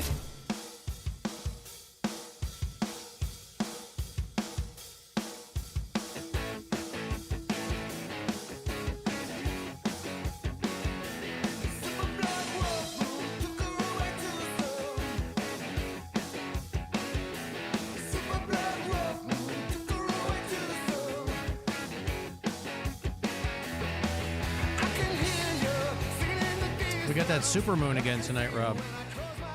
You're out there in the sticks. You care about this crap? Yeah, I like it. I mean, I'm not going to get up in the middle of the night to see something, but if it happens to be there, I'll check it out. I mean, the last couple of nights, you could tell, right? I mean, I was walking back here. Of course, I park here at work anytime I'm doing something downtown, and so I was walking back from the Rush thing at the Rock Hall last night. It was like a Klieg light up there. Huge, huge, massive moon. The big supermoon tonight. For people who pay attention to that stuff. Imagine if they go, tonight's the big supermoon, and everybody looks up that night, pitch black, nothing there. Moon's gone. That would be a huge problem. Hey, why are the tides all weird? The moon got nuked. Somebody accidentally nuked the moon. Or asteroids hit it again, knocked it off course. The moon will appear slightly larger and slightly brighter tonight. Now, of course, Cleveland, Ohio, which has more annual cloud cover than the Pacific Northwest, you never quite know what you're going to get. But there will be a handful of super moons this year. Or is it Super's moon? I don't know. Super moons. And some people measure this stuff. You know, I don't know if the gang over there at NASA in our backyard keeps an eye on this. I would have to imagine that they probably have a couple of people on supermoon duty. But, we had one. The last one wasn't that long ago. I mean, there was a supermoon earlier in the year. And so the people who are charged with kind of looking at these things, they go, it's not that unusual. But it's still fun, for people who are, now here's what I concern myself with. And some people might think that it's dumb and mundane to mention it at all, given that it's not that unusual. But it's the frequency with which these happens that make me concerned for people who live near area werewolves. Rob. Oh, yeah. So, listen, I'm not one of those people that's going to tell you what you should be doing to protect yourself against cryptids of all shape and size. But when there are these lunar occurrences, my brain does immediately go to people who live in werewolf-heavy areas. And there are a lot of them in Northeast Ohio. And not all of them suburban. There are urban werewolf areas. You guys know all this. I mean, obviously there's a whole variety of apps that will get you hip to what's going on there. But for the rest of us who are in werewolf not proof areas, Rob, but, there aren't a lot of werewolf sightings where I live. It's mostly dead rabbits that I have to very secretly clean up from underneath the swing set in my backyard. I got to go out there and throw another dead rabbit into a garbage bag before my kid finds it. Ugh. Yeah, that was fun. But for people who do have to contend regularly with werewolves, this is something maybe to keep an eye on.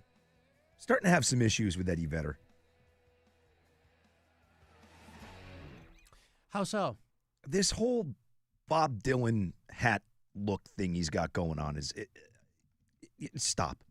He's got the hair now, like this weird hair. But isn't his hair thinning? Yes. Up top? And he puts on these stupid hats, and then he wears like the LA Dodgers hat that he has, and it looks like a big poofy. Eddie, Eddie, stop it. You don't And like it. He had like Skechers on. I saw in a picture recently. You're talking about this, where he's got like the hat just kind of sitting on his head there. Yeah, he's trying like his Bob Dylan. It's like, Eddie, stop it. Well, what do you want him to Get do? some plugs Here's and him. look like Eddie Vedder. Here's him in the thing there. Is Is that the hat you're talking about? Which one is it? It's like a fedora or like something. the Dylan hat. Mr. Vedder has entered his hat phase, is what people are saying. And he's doing like these dumb Bob Dylan hats. And then when he does wear a ball cap, A, the guy's a Cubs fan, so don't wear Dodgers hats. And B, don't wear the big poofy sponge-sized ones. The trucker cap? He looks like such a douche. I'm like, dude, you're Eddie Vedder. I didn't realize this was really sticking in your craw. Well, I saw it was over the weekend. But look, the Mariners have listen, he's from Chicago, but I mean, obviously people associate him with Seattle. He's a Cubs fan from home, but I think he grew up in, I don't know where he grew up, but he's associated with Pearl Jam, obviously. But there's a Vedder Cup cap that the Mariners gave away this season. So that's probably Seattle, why, but he's in conjunction with that, why he's wearing a Mariners cap. He's wearing Dodgers caps. That's what I'm saying. If it's Seattle, okay. But isn't he like a When in Rome guy? I mean, if he comes out to sing, maybe he's not, Yeah, I mean, but when he wears sports stuff, it's usually Chicago themed. He normally has on a Bears jersey. How do you feel about the hard batting helmet there from the Seattle Mariners? Do you like that? I would take that over what he's doing. I feel like he's in crisis. I feel like he's in that, I got to pick a lane. I got to have a new look because the hair situation's happening. And he's trying out too many things. And Bob Dylan already did this one. Stop it. You look dumb. You're Eddie Vedder, for Christ's sake. Let me speak, Rob, on behalf of people who have still a lot of hair. Yes.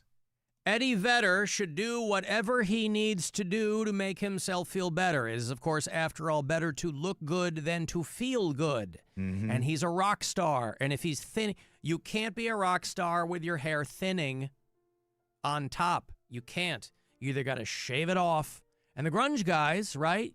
Remember back in the day when he cut his hair real short? Yep. And people were like, oh, that looks pretty good. And he's like, yeah, but it's just not me. That's how I feel. I look way better with short hair. But I'm not a short hair guy.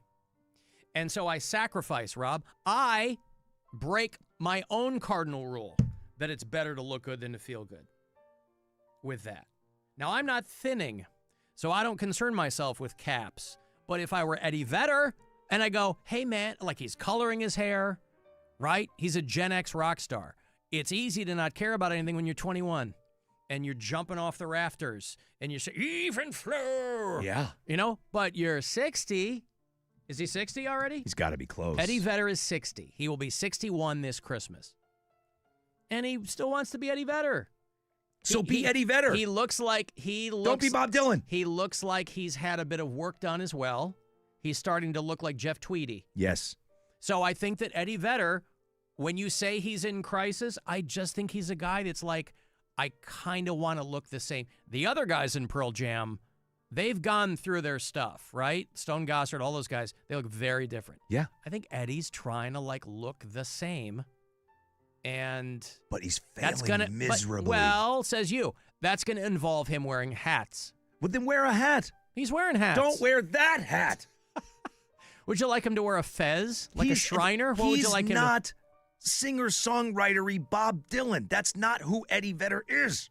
Don't dress like a jazz player. No, but Eddie Vedder has always been a guy who could pick up an acoustic guitar and fire off a song for you. I know, but he's not that guy. That dude that he's being in all of these pictures now is not who Eddie Vedder is. You're a flannel-wearing guy. It's not who Eddie Vedder was. Okay. People can go through moments of professional and personal crisis where they do I've felt it myself, where you end up doing like a 180 from everything you've thought or believed because you're just in a different spot now. Same person, you're in a different spot. Listen, and Eddie Vedder is in his late era Dylan phase. I get the hating yourself every single day thing. I understand it wholeheartedly. I would change everything about myself if I could, but I'm not going to do that. I guess I don't understand what you're taking such umbrage with. A Bob Dylan hat. Look at the way that Eddie Vedder in a Bob Dylan hat. Looks stupid. Would you prefer that he wore this one? And the sun hat, the woven sun hat, No. so as to avoid melanoma or any of the other nomas. Dumb, poofy baseball caps that it's like what David Spade does when David Spade wears a hat trying to hide the fact that he has a rug, right? Oh, a Spade have a rug? I think so. Okay. I think that's always been like the rumored thing, but I'm sure, right? Like when you see him wearing a hat, you're like, oh, right. He's bald. Yeah, but there's a lot of times without a hat, and I just think some of these older guys like you're going to keep your hair long. But but again, if you're Eddie Vedder and you want to continue to look like Eddie Vedder. So you want to put Eddie Vedder in a box, Rob. No, what I'm saying is Eddie Vedder, you're saying he wants to keep that image, right? He didn't do what Stone Gossard did, didn't do what those other dudes did and looked completely different. Eddie wants to look like Eddie, right? Look like Eddie then. You have all of the means in the world to get the Tom Brady plugs and look just like yourself. I mean, Brady's face is different, but the hair looks perfect. Go do that with your hair. It's easy. You mean get... Yeah, but he's not going to get plugs to look like Eddie in 92. That would be ridiculous. But he can get plugs to look like Eddie now, like what Eddie's hair would look like if he didn't lose it. Yeah, but I don't know that he's going bald. He just doesn't have as much hair. I don't know.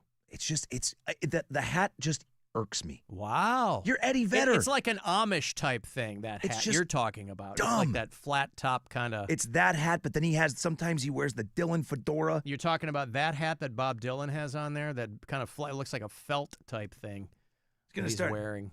Even flow. Hey. Runs around like Dylan's hat. Yeah, but also... okay, you're going to be Bob Dylan now, Eddie. But Eddie Vedder has also... He has not hidden his Dylan worship at all. Ever. I know. Yeah. But again, no need to dress like him. All right. Wow. I didn't realize that was such a bee in your bonnet. I love Eddie Vedder. Yeah. I love Pearl Jam. I don't love that. The interview he did on CBS News. It was awful. Wow. It's like a cross between Bob Dylan and if he was like a beat reporter for a newspaper in the 40s.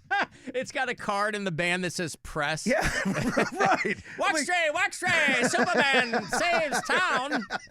Superman saves Metropolis from the Thinker. Eddie Vedder reporting for the Post. Eddie Vedder for the Daily Planet. Walk straight, read all about it. I'm like, dude, you're Eddie Vedder. Come on, man. Wow. You carry the torch for all of us. I want you to be that rock star forever. So, yeah, but nobody is. I know. Okay, so here's Eddie Vedder. This is the look that you're talking about here. For surf in the morning. That's it. I remember it being super foggy and one of those days where you think maybe I won't go out. But that's just a fedora. Isn't it? He's in a flannel shirt and a T-shirt, and he just has a fedora on his head. Just do an image search for recent Eddie Vedder photos, and he has 17 different hats. One of them is like the John Popper Blues Traveler hat. Yeah. He just looks like a jagoff. And like just But maybe he's playing with hats. Like when I have gone into a hatter, right? I've walked in and I go, there's this place I'm thinking of in Toronto. It's right on Queen Street, and I'll walk in every time and I'll go, maybe let's see if I look better in a hat. Not better, but like could I pull off this hat, like a fedora? I can't. And so now again, if you're going to change up your look, don't crowdsource it. Just do it. And maybe that's what he's doing, right? Because after a while, people will just go, well, that's his look now. But listen, everybody will get used to it. Force people to get used to it. I wear a hat every single day of my life. Baseball Always. cap. Yes. I have a receding hairline. I lost every piece of hair that I lost when I was 18 years old. And it came out in clumps, and that was it. And it stopped. So I still have hair, but I don't have like I'm going to grow my hair out like Alan did hair. Like I couldn't do that. I would look like a dope. But when you have a guy like Eddie Vedder, who's but a lot of people think I look like a dope that I grew my hair out. Well, but whatever. Everybody has a I don't personal care. opinion. I would just look right. like a schmuck if I tried to do is what I'm saying. Like I couldn't pull that off because my hair would be like back here. I see. You know what I mean? You'd have a skullet. Right. So I would stay away from that. Eddie Vedder's trying out this hat thing in real time, and every hat is a different hat. At least I'm a ball cap He hasn't guy. found the one that he likes, though. But it's I think you should spend your whole life trying out new looks. That's what I think. Your whole life until the day you die, when you're lying there, you could be 85 and you're lying there in Miami Dolphins basketball shorts, and a neon green tank top, and you're on your deathbed. You're like, this was my last look. I was just trying different looks. He's not going to be happy with that, man. So that one accessory is throwing you off with that. It really is. Wow. It really, really is. The music in my head, the instrumental, and just kind of wrote it, and then I was still wet when I hit record. All right. See? And then you hear that voice come out of that head. And I'm like, no. Eddie, stop. The plastic surgery, hair, the hat. Just stop. Pick something. I wonder, too, if you get to a point, because his wife is like a model, right? His second wife, he married a woman who I think is considerably younger than he is. And so at some point you go, man, she still looks great, and I'm starting to look like I'm 100. You go, well, maybe I got to change this. Maybe I got to change. Maybe he's in that, right? And listen, I think it's more interesting, Rob, to see that like rock stars, they're just like us. He has a black ball cap that he wears in his rotation of lids that works very well. It's a perfect Eddie Vedder accessory. Yeah. Looks great. Then he comes out with the Dylan hat. Then he comes out like John Popper. Then he comes out like the press guy. Just stop. Just wear the black hat. Be the black hat guy, Eddie. You want him to look the same all the way through. But that's for us, not for him. It's 100% for me. Yeah. Okay. I love the band. I love Eddie. You can't get used to him rocking the fedora now. No, but he looks so, like in that black hat he's wearing right here. Look, I mean, you probably can't see my computer, but he has just a black, plain baseball cap on with a Cubs logo on it. The C. You can't even really see it because it's black. It's perfect. Leslie agrees with you. Eddie looks like a tool. Thank you, Leslie. I'm catching a lot of heat for this one. Alan, I'm betting the Eddie Vedder thing wasn't in the script. That wasn't, actually. Well, who cares what people think? Yeah. Right? I'm catching Our friend Brett Michaels has been wearing a bandana for the last 30 years, right? Hulk Hogan, same thing. Yeah. Like, everybody knows you're bald under there. Yep. I'm catching it in here, too, man. Rob has issues with a lot of people. Says the man with the hat on. Rob's losing his roof, too. Yeah, I said it. I wear a hat every day. Yeah. The one day I didn't because I had an event, I came in here, and you jerks busted my balls the entire day. So, yeah, I'm going to wear a hat every single day because I don't want to listen to you people. Yeah. Well, listen. What if Eddie starts rocking one of those, like, rainbow-colored beanies with a propeller on it? Okay. At least that's your thing. I think I would even be happy if he was like, you know what? In tribute to the Rush reunion tour, I am going to wear the Neil Peart beanie hat. I'd be like, awesome. Good for you. Yeah. That's a look. That's yours. The crocheted Nation of Islam skull cap that Neil Peart was always wearing. Yes. Perfect. That's what you want to wear? Wear that. But don't be somebody else. But Neil Peart didn't have long hair. Well, neither does Eddie Vedder. He doesn't have to. But he does. It's just above his shoulders. It's not long. Yours is longer than his. No, I know. I'm just saying, like, he's still a guy that's, like, rocking long hair. Anyway, wow. I didn't know that. Eddie, listen to me. Black hat, black baseball cap, black T-shirt, flannel shirt. Go be Eddie Vedder. Don't be Bob Dylan. Eddie Vedder from 1992. Bob Dylan's already Bob Dylan. Okay, but look at it this way. Think about, and this is different. This is not an aesthetic thing visually, but when Bob Dylan goes electric, everybody said, why are you, you're not Bob Dylan anymore. He's like, I just plugged it in. You'll get used to this too. Yeah, but then he went back to the acoustic. My voice is still terrible. That should make you feel good. Yeah. Hey, who cares? You're still not going to understand a word I say in concert. Yeah. So, yeah. Dave, are you against Eddie Vedder wearing that Bob Dylan hat? Yes, I am! Thank you, Dave. All right, he's spoken. Thank you. He has spoken. Thank you, Dave. What do one of those propeller beanies sound like? Okay, well, Dave is on your side. Thank you. Alan, tell Rob that Eddie Vedder kills it in that Indiana Jones hat. No, he doesn't. Some of the best material he's ever done were the solo albums he put out. He's always been just as much that singer-songwriter guy as he was rock star. That's what I mean. He's always been a guy. You know, he did that Into the Wild music, and he's always been a guy that like is as home with the acoustic stuff as with Pearl Jam. Sure. Combined, add up every single thing singer-songwriter Eddie Vedder ever did and released and see if it amounts to one Pearl Jam single. Right, but is that because of how that's not his hat situation? No, but what I'm saying is you can be two separate people. It doesn't necessarily, you don't have to be two completely separate people. You can still be Eddie Vedder, the singer-songwriter, and be Eddie Vedder from Pearl Jam and be the same cool dude. Maybe he wants his look to reflect the musical vibe he's doing when he's sitting there with the guitar, and he's, I'm sure in his mind, to some degree, channeling Bob Dylan. Hey! Okay. Maybe you can release Highway 61 Revisited. Blonde on Blonde. We can go ahead and re-release that one, Eddie. Blonde on Blonde. And I love the Hurricane. I cannot say bad things at all about Eddie Vedder with the exception of the hat. You're just talking about the aesthetic value of that. I love that band so much. I love Eddie Vedder's. I think that's why this is such a thing for me. Yeah. I don't want to see him do that. I don't want to see him turn into that. It's not you, Eddie. Could he rock a do-rag? Sure. It would be better than that. You're saying anything other than that hat. These hats. Okay. It's not just that hat. It's if you're gonna be the fedora guy, be the fedora guy. If you're gonna be that Billy the Kid rounded out stupid bucket hat thing you're wearing, then be that guy. If you want to be the what did Abraham Lincoln wear? Stovepipe hat. Stovepipe hat. You want to wear one of those? Take it from Slash. Do what he did. Yeah, but all these other things, you're saying he could wear any other hat other than this one. He still wouldn't look like Eddie from 92 if he's wearing a stovepipe hat. I don't say he has to look like Eddie from 92. Oh. He should look like Eddie from 92 in 2025. The guy who aged into 2025 without becoming Bob Dylan. All right. God damn it. Listen, I have friends of friends of friends. I will get word to young Edward Vedder that there is dissent. Love this man. Within the ranks. I'm such a fan of this man. I don't want to see this. I'm scrolling through these images. Eddie, stop. The face stuff. He has a plastic surgery or whatever he's got. To stop it. The Clit Rattler is imploring you, Eddie, to please lay off the Dylan chapeau.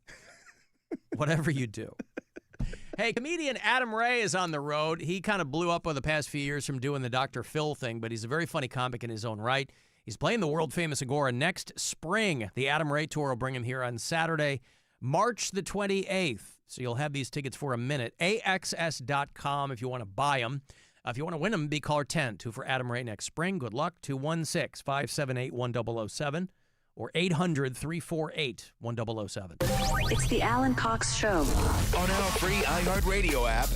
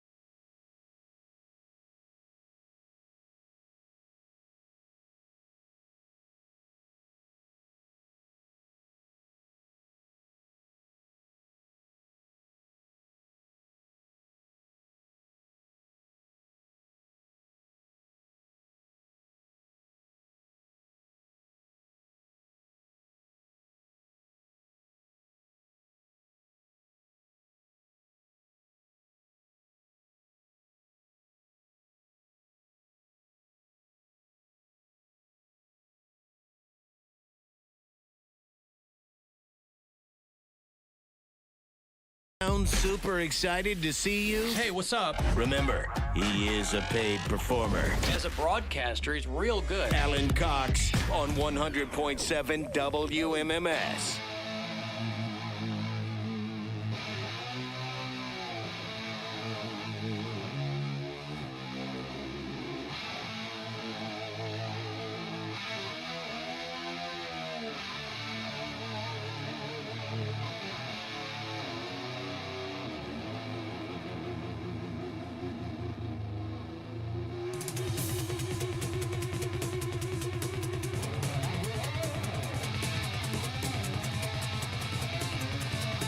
Was this one of the singles off of 5150? I don't remember. I don't think so. There were 9 songs on 5150, Van Halen's first album with Sammy. 5 of them, 6 of them, bona fide monster hits. And I always thought Get Up was the sleeper on this whole album. And I don't remember anybody really paying attention to it, but... Yeah, I don't think they released this one as a single. I was in the back half of my freshman year in high school, and my whole life was Van Halen, right? Before I had discovered Metallica. And then it kind of took a back seat. And everybody was so skeptical of Sammy Hagar joining the band, and then you listen to 5150 and you're like, oh, Christ. Yeah. This is going to be a monster. And, you know, and obviously they push it hard enough. They needed to or whatever. But Eddie Van Halen died 5 years ago today, and it seems longer than that. Sammy Hagar just played at our iHeartRadio Music Festival, Rob. Did he? Is that well? I heard. You and I weren't there. We weren't invited. But you know, he is a guy who has, and I've had Sammy on my show many times over the years. I did a charity event with him a couple of years ago, and he couldn't be nicer. You forget that he's north of 70 because he still looks real good. You know, he can still sing, and he still likes to work. Still likes to get out there and play and write songs with his 9 bands, whatever he's got. But he made a lot of his money in tequila. He had the Cabo Wabo thing. I think he still has that restaurant at Cleveland Hopkins Airport. And he made a lot of money on Cabo Wabo tequila, and then he sold that. What these guys do, and I guess I never quite understand how they can keep going back to that well, if you'll pardon the pun. How they can create a liquor brand, drive the valuation, 100x, and then sell it to a huge distributor, Diageo or somebody like that, and just make crazy money.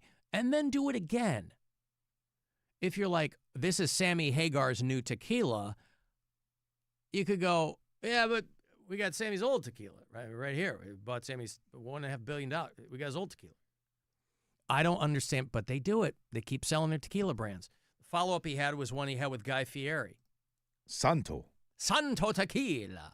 It's delicious. Founded by Guy Fieri and Sammy Hagar. You were talking about Eddie Vedder on CBS News this morning. They just did a thing on 60 Minutes about how 24,000 bottles of Guy Fieri and Sammy Hagar's tequila were lost in a heist. A tequila heist, Rob. That, golly, I don't know what Guy Fieri's situation is, right? But Sammy Hagar, he's got money. He's the rock and roll Jimmy Buffett. He's out there with his toes in the sand. Elaborate on lost. He says, well, they disappeared. I said, well, wait. Is this a hijacking? I said, are the drivers okay? I said, is this because all my mind goes to is Goodfellas and, that's what I'm thinking is happening. He said, no. The trucks, they were appropriated, but we don't know where they are. I'm like, it's not a needle in a haystack. I mean, this is a semi-tractor truck. My mind is swimming in exactly how do you lose, that many thousands of bottles of tequila. Now, here's my question. How would you feel if Guy Fieri changed up his look, Rob? He has kept that white shock of hair and the earrings and the rings, and the flavor saver. Yep. As long as we've publicly known Guy Fieri, who I think is a guy from Columbus, he's kept that look. What if he starts wearing fedoras? He might. I wouldn't care because I don't care about Guy Fieri at all. Other than the fact he's involved in a great tequila. Yeah. Is it good, Santo? I bought you a bottle, didn't I? I mean, yes, you did. It's delicious. I could have sworn I did. It is so good. I'd have to check my bar cart. I don't remember. I have probably had it Because we were talking about it a while back. I think I did bring you a bottle. You probably did. Thanks for remembering. Dick. It's probably on my bar No, cart. it's I have a lot of bottles there on my bar Other than cart. that, and I enjoy the Food Network. I think Guy Fieri's great, but I don't care if he Why looks. do people say Fieri? That's his name. Well, there's an R and there's no T in there. It's how it's pronounced. It's I'm how he sure pronounces they're it. pronouncing it like Fieri. Guy But Fieri. that's not a T. That's rolling your I didn't R. make a It's T. still- I No, said Guy Fieri. You did because you're Italian. But a lot of people, they call him Guy Fieri with a T. And I'm like, that's not what his name is. Guy Fieri. Well, right. It's Fieri. I get what they're trying to do, but they go, no, it's pronounced Fieri. No, it's not. I'm telling you. Now I'm going to get worked up. You were getting worked up over Eddie Vedder's hat. Man, did I'm I getting catch- worked up over Fieri. Holy cow, did I catch some heat? That's man. how it's pronounced. No, it's not. They're rolling their R. There's a T in it. Guy Fieri. Guy Fieri. Fieri. There's no T in there. Guy. You roll your Guy Fieri. Fieri. I mean, roll your R if you want to. If you want to do it that way. I get that. You know, when I was in high school, I didn't drive a Fiero. Guy Ramsey Fieri is from Columbus, Ohio. And good for him. He's kept that look. You know? He's like pudgy Billy Idol. But he pulls it off. Like, this is what I'm saying. Once you, even if people are initially like, bro, you go, this is my look. Screw you. I'm bleach blonde in my hair. I'm going to look like the heat miser. And I'm, you know. Yeah, you don't, you keep that now. Change up your look. That's who you are. Fieri. Hey, Guy Fieri. You're that guy who had all that tequila stolen, the Guy Fieri. Alan Guy Fieri will be fine. He signed a $30 million, 3-year, $30 million contract with the Food Network. Yeah, he's like the ridiculousness of the Food Network, right? You know, MTV just became Everything. ridiculousness and Catfish, and now Catfish is gone. Yeah, and he's got diners, drive-ins, and dives, and Those are still Guy's things. grocery games. I don't and- ever watch the Food Network, so it's unless Chopped is on. That's the only show that I'll watch, and I haven't watched that in 100 years. So I used to be an avid watcher of a lot of those shows. For many, many years, I watched every frigging minute of Top Chef, and then I just stopped. I just fell off. I'm like, I don't have time. I don't care. But okay, so he's still on there, and he's fine, and he's going to be okay. And plus, I'm sure that shipment was insured. Yeah. Alan, it is pronounced Fieri. I'm just telling you, there's no T in his name. The fee, Eddie. So I explain it, and then people can kind of understand. So E-R-N-I in Italian is Eddie. Eddie. So it's not Eddie necessarily, but it's fee. That's what he just says it right there. It's not Eddie. Right. E-R-I in Italian. It's in he goes, it's not Eddie. It's Eddie. Right. Fieri. Rolling the R. Yes. Fieri. Listen. Let me give you this money here. I'm going to calm myself down. It'll only take me 17.3 seconds to do it, too. So you're in luck. The timing is impeccable. It's $1,000 from the Buzzard Bookie. Listen closely and good luck. This is your chance to bet with the Buzzard Bookie and win $1,000 now. Enter this nationwide keyword at WMMS.com. Money.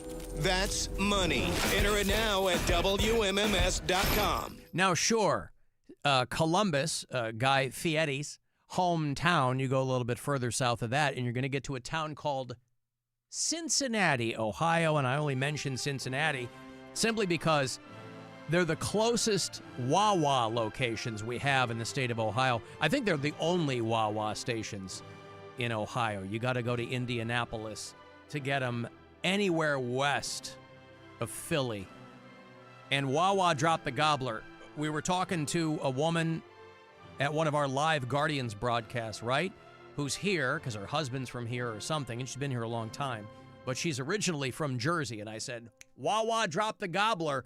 And her eyes lit up because I said, this is what we wait for all year long. Now, for our listeners on the East Coast, I don't have to tell you this, but I do have to tell you that because of a turkey recall, they had to push it back a week. So I think Wawa dropped the gobbler today. It was supposed to be last week, but there was some turkey recall. Now, again, the closest Wawa locations we have are in Cincinnati. And you go, hell, I'm not driving my ass to Cincinnati for a turkey sandwich. You've never had the gobbler because it's worth the trip. Is it really? Yeah. It's a turkey sandwich. I'm telling you, to the uninitiated, it's a turkey sandwich. It's 4 hours in the car, man. You know why you can trust me? Am I a guy who historically gets excited about food? True. So if anyone was going to tell you, hey, when we go to the Jersey Shore, Wawa, I'll walk to the Wawa, and I'll get a giant jug of tequila, and I'll get a gobbler. I just don't like the name. The gobbler? Wawa. Or gobbler, actually, now that you mention it. I don't like Wawa. I don't like gobbler. I don't like either one of them. Okay. Let's. I wonder if you can order it and have it shipped. All right. How do you feel about Norwegian playwright Henrik Ibsen and his famous play Hedda Gobbler? I'll have to get back to you on that. All right. We had to read it in college, and that was before I knew about Wawa dropping the gobbler.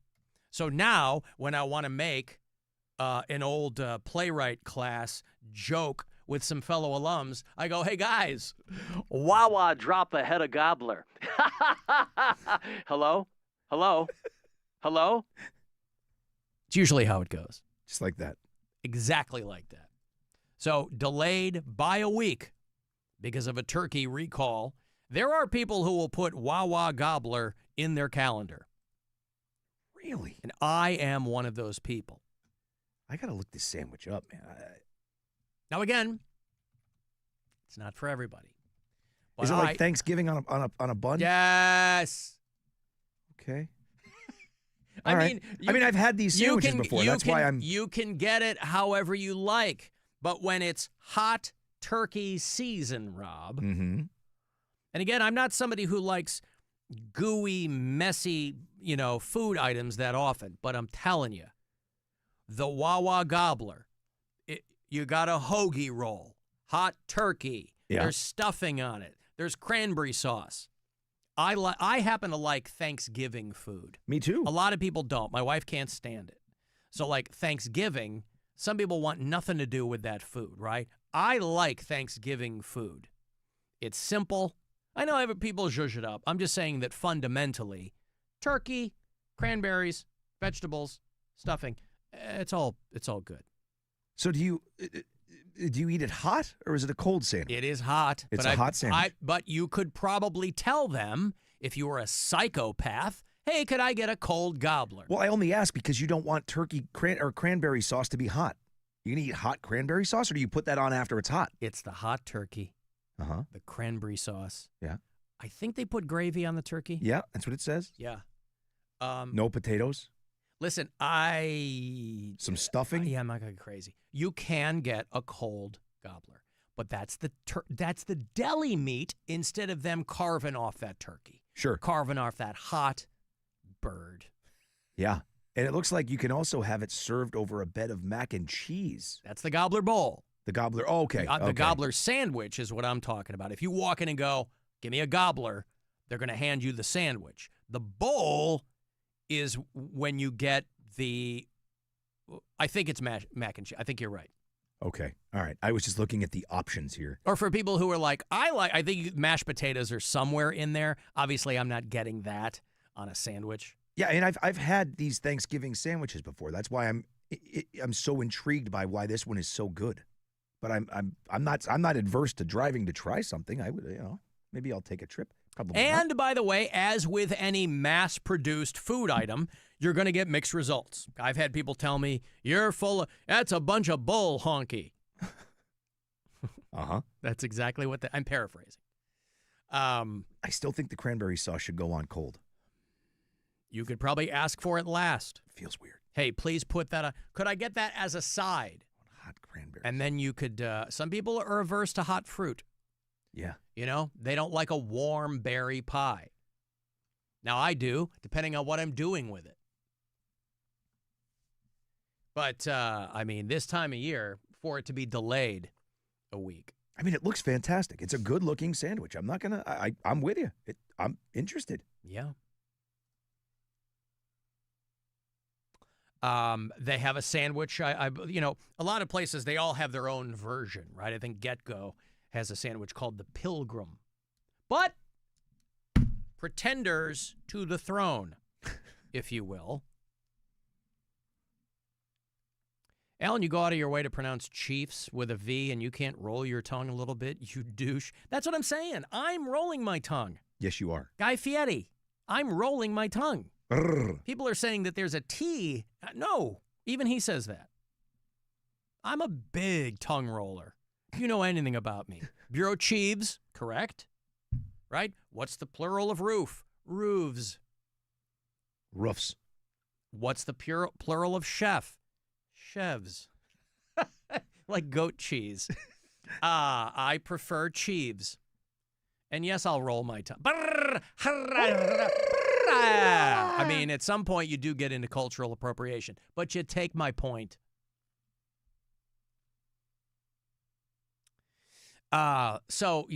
Anyway, you can find your local turkey sandwich.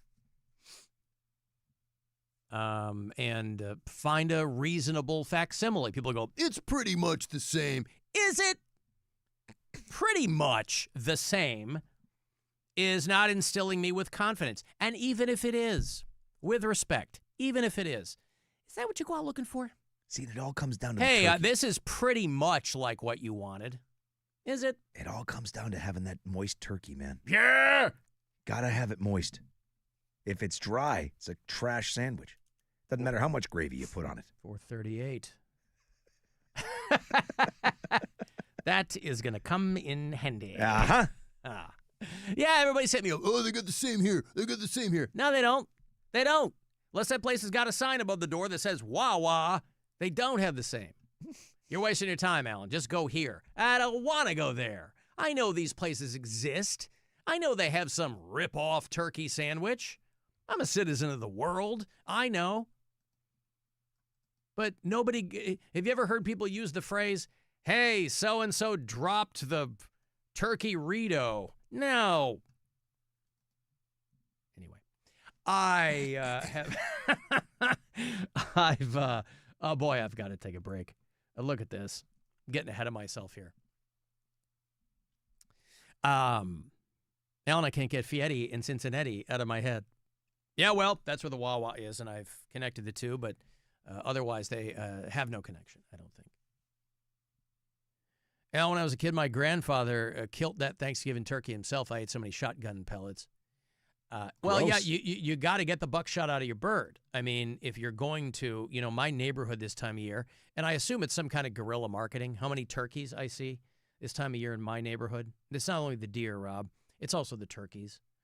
And I assume that they are driven out by me, like when you stock a lake with fish.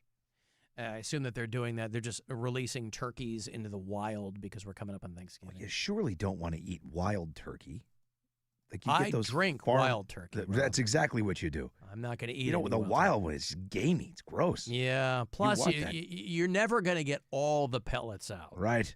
You want that big, fat, patink, plump, stuck in a cage-raised turkey. That's what you want.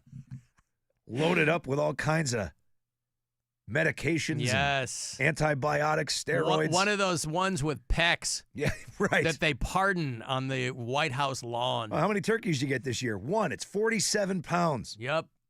I had to buy a new stove just to fit it. I couldn't get it in there. I built a huge oven in my backyard. Yeah.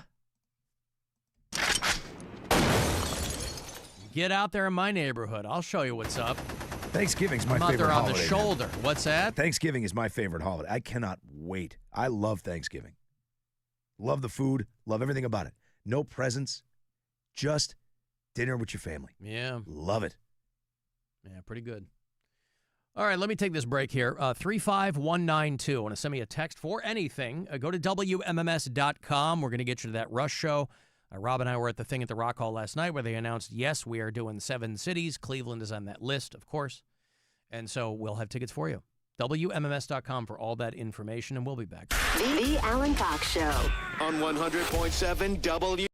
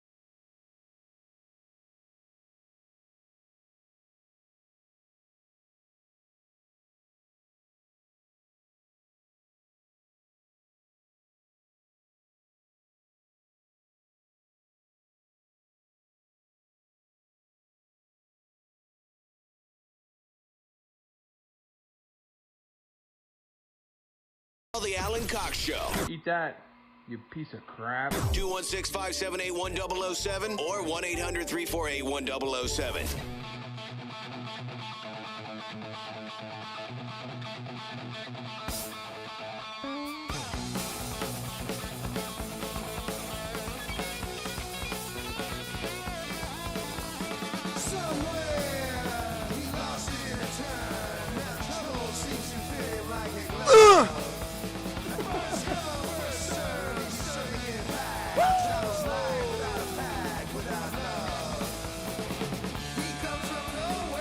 I know a lot of Van Halen fans kind of scoffed at Diver Down because it felt like a lot of leftovers and covers and stuff, and But Hang 'Em High, man, that was a great classic Van Halen song. I think people slept on. 5 years ago today, Eddie Van Halen shuffled off his mortal coil. But I think I don't know if it was an album that Van Halen owed the record company or something. The record company was like, hey, we need something new from... And these guys were putting out an album a year for a while, right?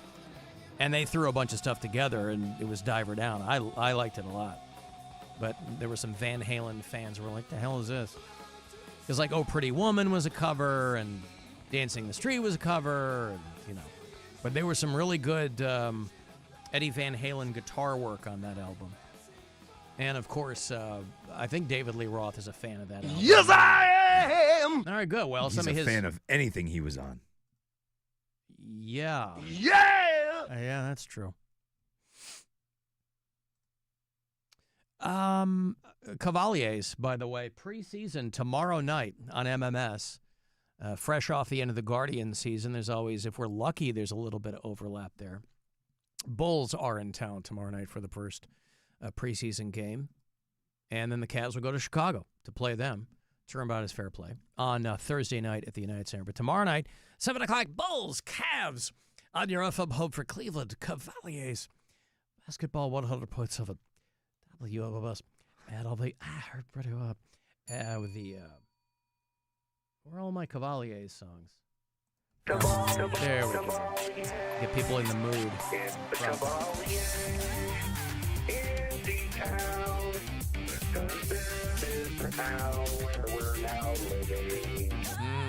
where we're now living. You're welcome.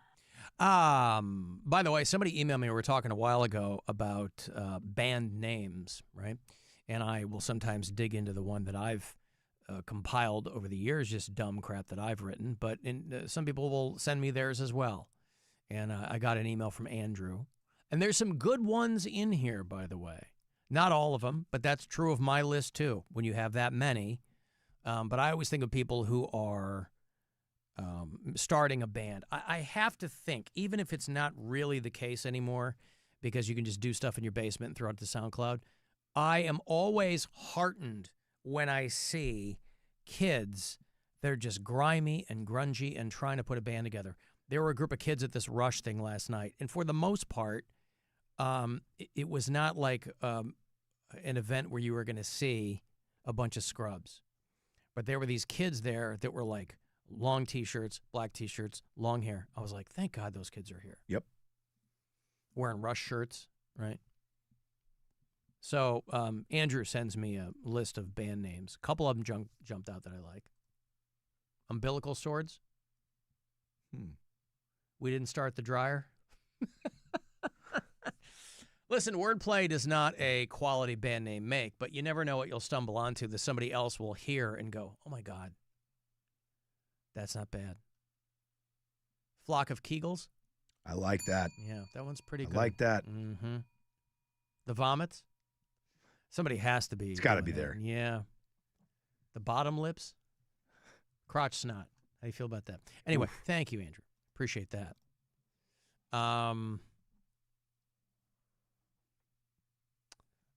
What is this people are sending you? Are they angry with you about your Eddie Vedder hat take? Yeah, I was not just, even a hot take. It's a hat take. Catching some stuff earlier. I said pretty much what it was. Rob, you're bald. Rob, you wear hats.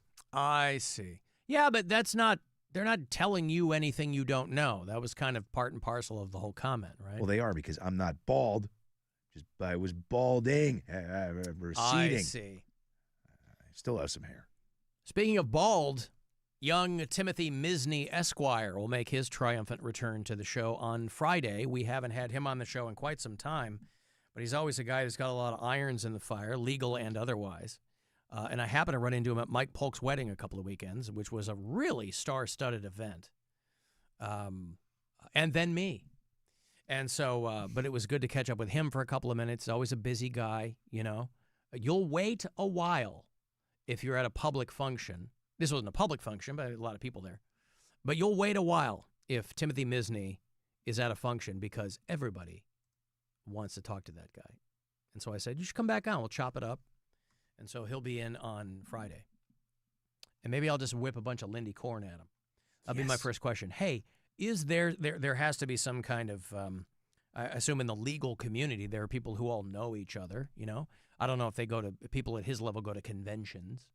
But any city that you go to, there will be legal billboards. It's what, you know, everywhere you go, you could make the argument that the most concentrated area of American life as far as billboard goes is legal help. I believe it's SOMA is what that's called. It's the Secret Society of Mascot Attorneys. Oh, really? Yeah. Of mascot attorneys. Right. I see. Like Lindy Corn, she has her thing. Mm-hmm. He's just, he can just be an eyebrow. Mm-hmm. You know what I mean? Mm-hmm. You don't need to have anything. You just got like this mascot thing happening. I mean, there are people who give themselves names. You know, when I go home to Chicago, obviously, it's no different there. It's just legal billboards as far as the eye can see. You know, there's a guy who specializes in workplace injury, calls himself the Hammer. Oh, yeah. Call the Hammer. It's not enough that, like, you have a name, I guess, you know. I think there's like companies that will sell, like it's registered to something, like the Heavy Hitter is in every single market. Oh, is that true? Yeah, and you can. Oh, you could. So it's like a franchise. Yeah, you get the same phone number. I see. Everything. It's well, like then how do you know 216-777-7777. Well, that's a funny thing too, is when the phone number is all one digit. You know? Yeah. How am I going to remember to call 888-888-8888? But, well, then how do you know which Hammer you want to talk to? The Hammer. So if I call, I go, hey, could I? Yeah, I got I got into an accident at work. Okay. I need to talk to the Hammer. This is the Hammer. Oh, hi. Hi. This is the Fort Wayne, Indiana Hammer. No, that's this right. is the Sandusky Hammer. Oh, well, I live in Fort Wayne, Indiana. Hold, please. Home of the Fox Island Nature Preserve. I don't know if you've ever heard of that before. And okay, I'll hold. I don't know which Hammer I need to talk to. Army? This is the Army Sacramento there? Hammer. Hello. The Sacramento Hammer. Yes. No, I'm trying to get in touch with the Fort Wayne Hold, Hammer. please. Oh, Jesus. Hello. I just Hi, this is the Hartford Hammer. I'm down. Now that I like. There's some alliteration to that. I'll talk to the Hartford. Listen, I live in Fort Wayne, but I'll hold.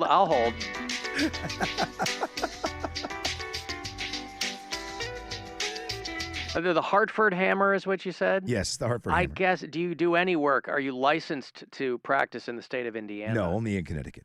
You want Only- Indiana? I do. All right, hold on, please. Hi, this is the Iowa Hammer. I'm in Indiana. Oh, wrong eye. Hold, please. Oh, God. How many hammers are there? I just need the Fort Wayne Hammer. Oh, this is the Indianapolis Hammer. Right state, wrong city. Hold on. Oh, God, Jesus. I'd say close enough. I'm fine with the Indianapolis Hammer. That's the guy who's probably going to help Mark Sanchez. Hey, did you try to hijack a guy with fryer oil in his arms? Guy answers the phone. Yeah. This is the Indy Hammer. How can I help you? Hello. Hi, Indy Hammer here. No, Jesus, and we were talking about that Mark Sanchez thing before. A guy was like, I work, like I go around and have to get like cooking oil and stuff like that. And if anybody were like stepping up to me, they'd get a face full of oil. That's what would freak me out. I know Mark Sanchez was drunk and he was, otherwise incapacitated, but they're like, I clean fryers overnight downtown, handling hot oil. And you run into drunk people and homeless people, and it's like, they don't know that you could be spraying 350-degree oil at them. But I wouldn't F with anybody doing that. Mark Sanchez, though, gets right in there. Drunk. Laces out. Finkel is Einhorn. Yeah. Yeah. Rob can serve duck for Thanksgiving. Nope. See what they did there? I do. Yeah. I still want to try a turducken. Turducken. Turducken. What did I say? Turducken? Turducken. Turducken. It's a big Joe Montana thing. No. John Madden thing.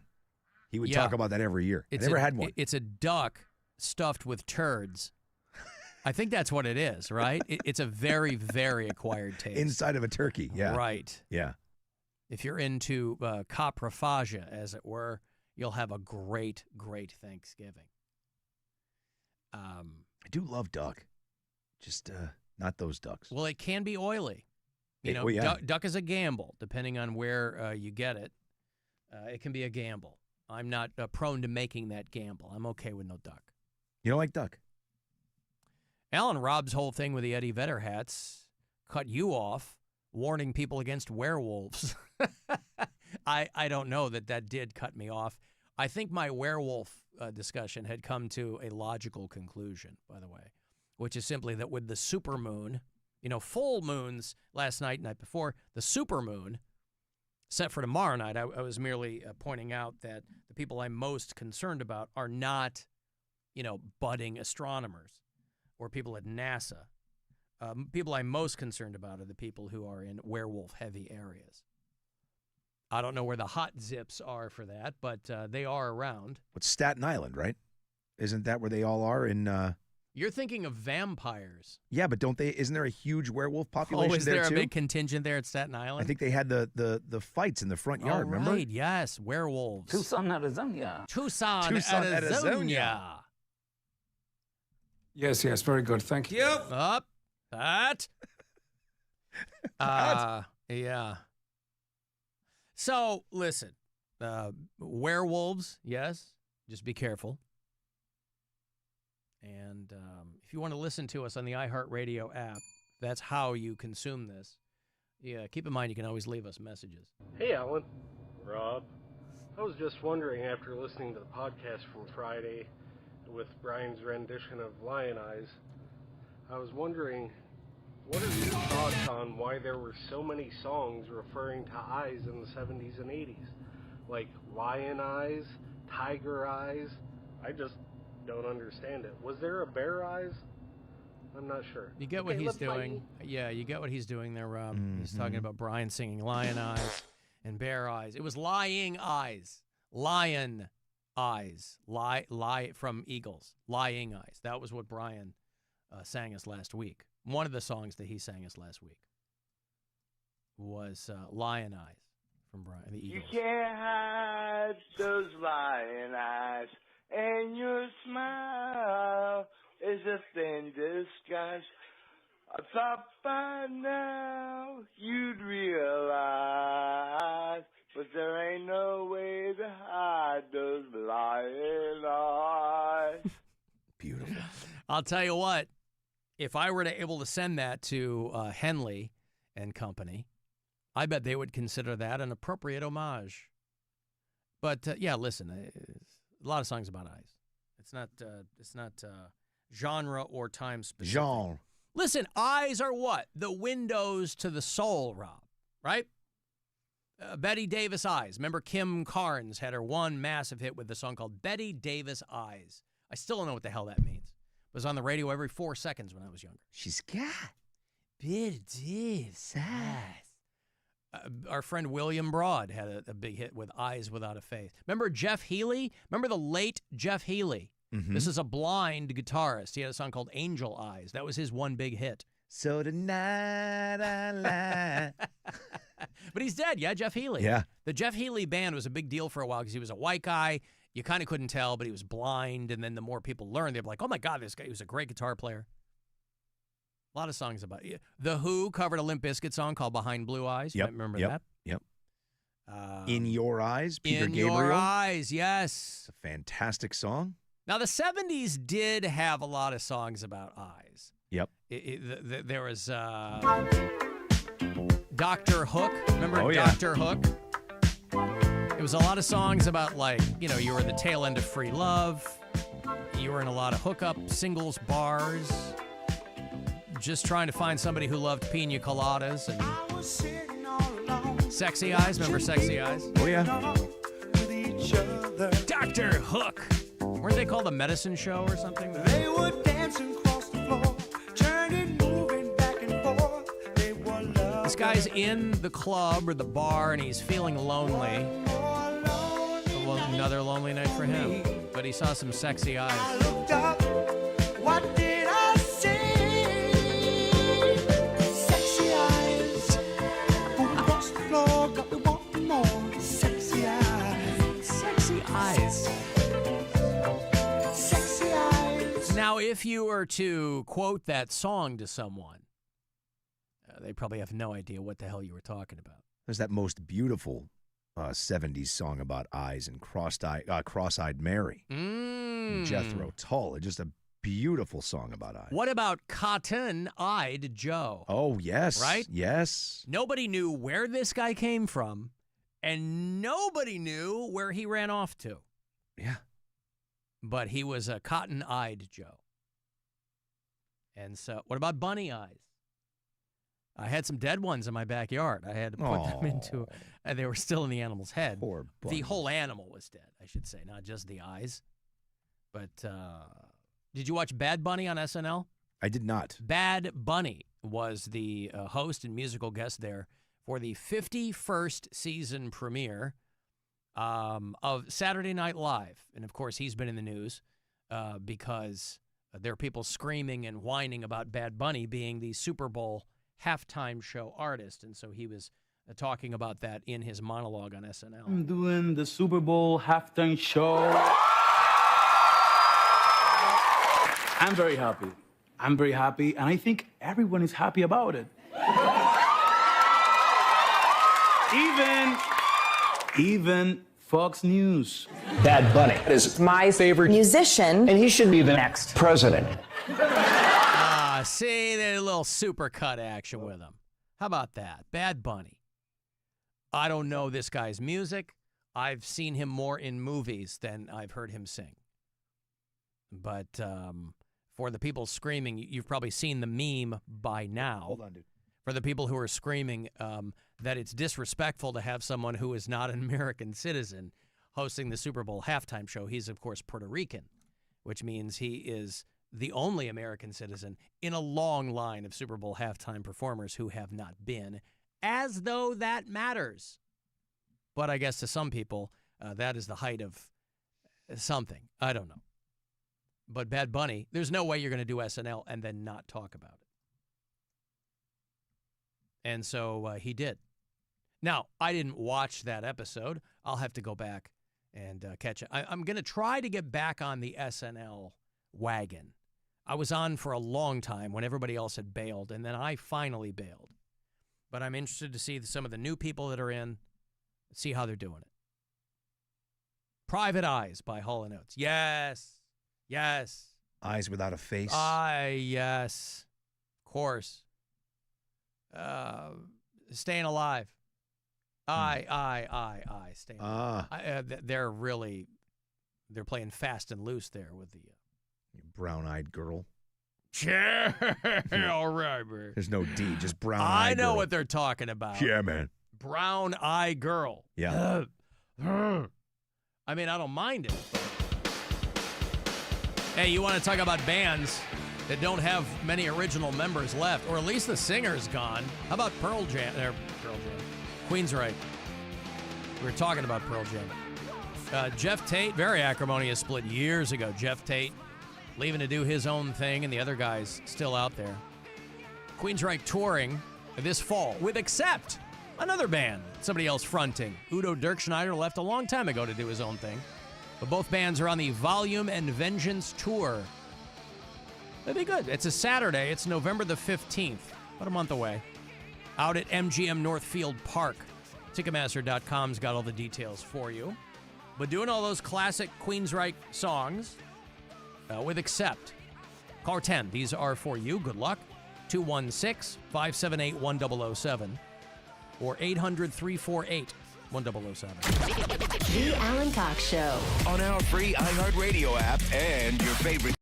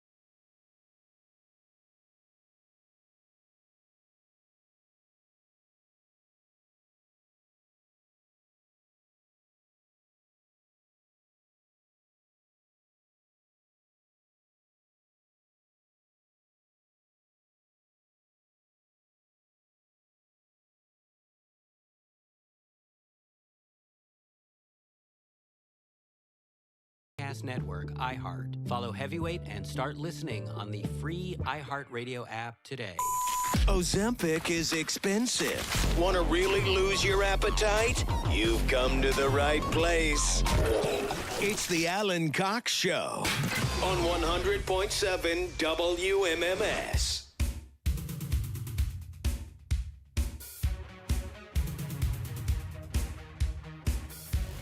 216-578-1007 if you want to join us live, or 800-348-1007. 35192. Want to send me a text? AlanCoxShow.com. Everything else, WMMS.com, to get you hip to what's going on with the Rush show, by the way. Rob and I were at the Rock Hall last night for Rush. A little Q&A with Alex Lifeson and Geddy Lee, the end of which they revealed that they would be doing 7 cities, Cleveland included. So September 17th of next year is going to be the show here. We will have tickets for you to win. So WMMS.com for all of the details. Neil Peart being replaced by an amazing drummer named Annika Niles. She is from Germany, and if you have followed her for any length of time on social media, she is fully legit. She's toured with a lot of other acts, and she was put in touch with Messieurs Lee and Lifeson, and they hit it off. And so they're going to be taking her out on the road. But they're kind of billing it as, 10 years later, after they finished their last tour with Neil Peart, that it's kind of, they really came to realize how much they enjoyed playing those songs again, and that they wanted to do it. They got the thumbs up from Neil Peart's family, and so I can't imagine it would have gone any other way. But after a decade, they decided that they're going to go back out. So they're only doing about 12 shows in 7 cities, one of which, of course, is Cleveland. If you listen to us on iHeartRadio, there's no shortage of people who want to drop messages for us. Alan, Rob, I used to sing Can't Hide That Brown Eye from my wife.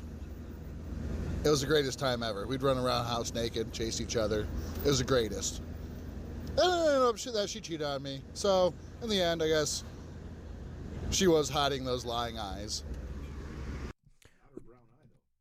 Say again? Sounds like she wasn't hiding her brown eye, though.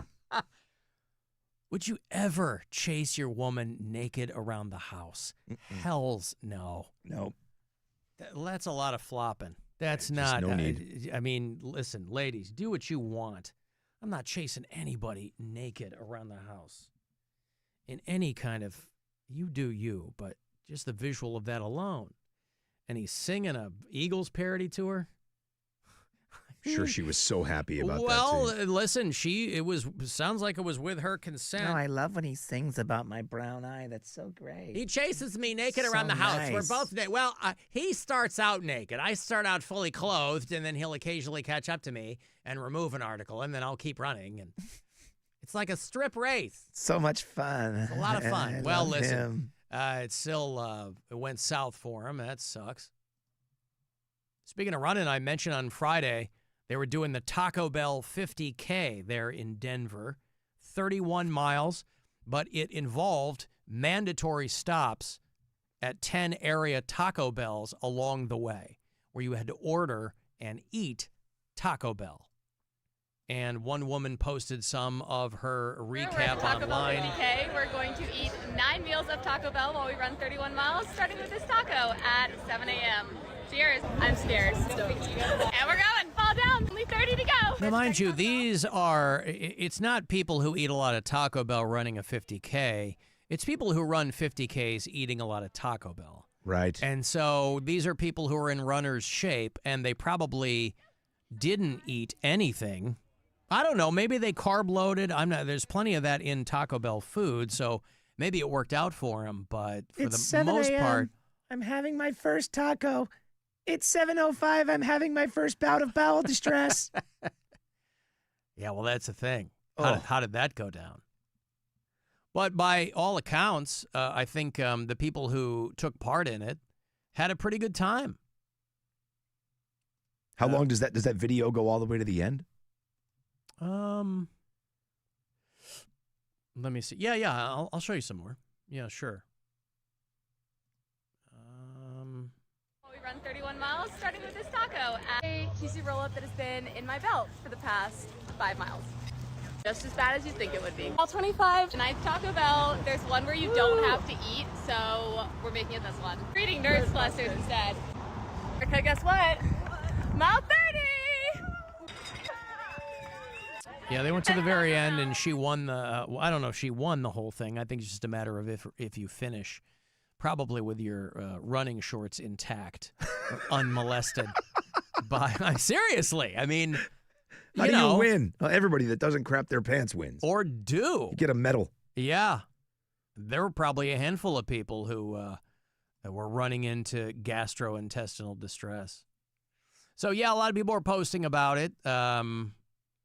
One person said, I almost threw up choking down the Chalupa Supreme at stop 4 because I kind of briefly read you some of the list, what they had to do on Friday. The race was Saturday. They're in Denver.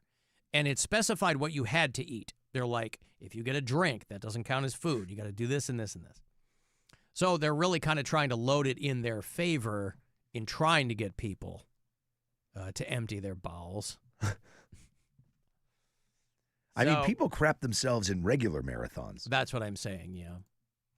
You'll have people caught on camera, with the, brown rivulets down the inside of their thighs. Yeah. And that's got to be fun, too. But a lot of people ran in it. Some people get a stomachache just from Taco Bell or from running. Putting the two of them together, that's it's the real separating Iron the Man. men from the boys, I guess. That's the real Iron Man right there. Forget about that whole bike, swim, run thing. You do 31 miles eating Taco Bell all the way. Also, like, even if you run pretty regularly and kind of lock down your diet, I would think that any variation of it, right?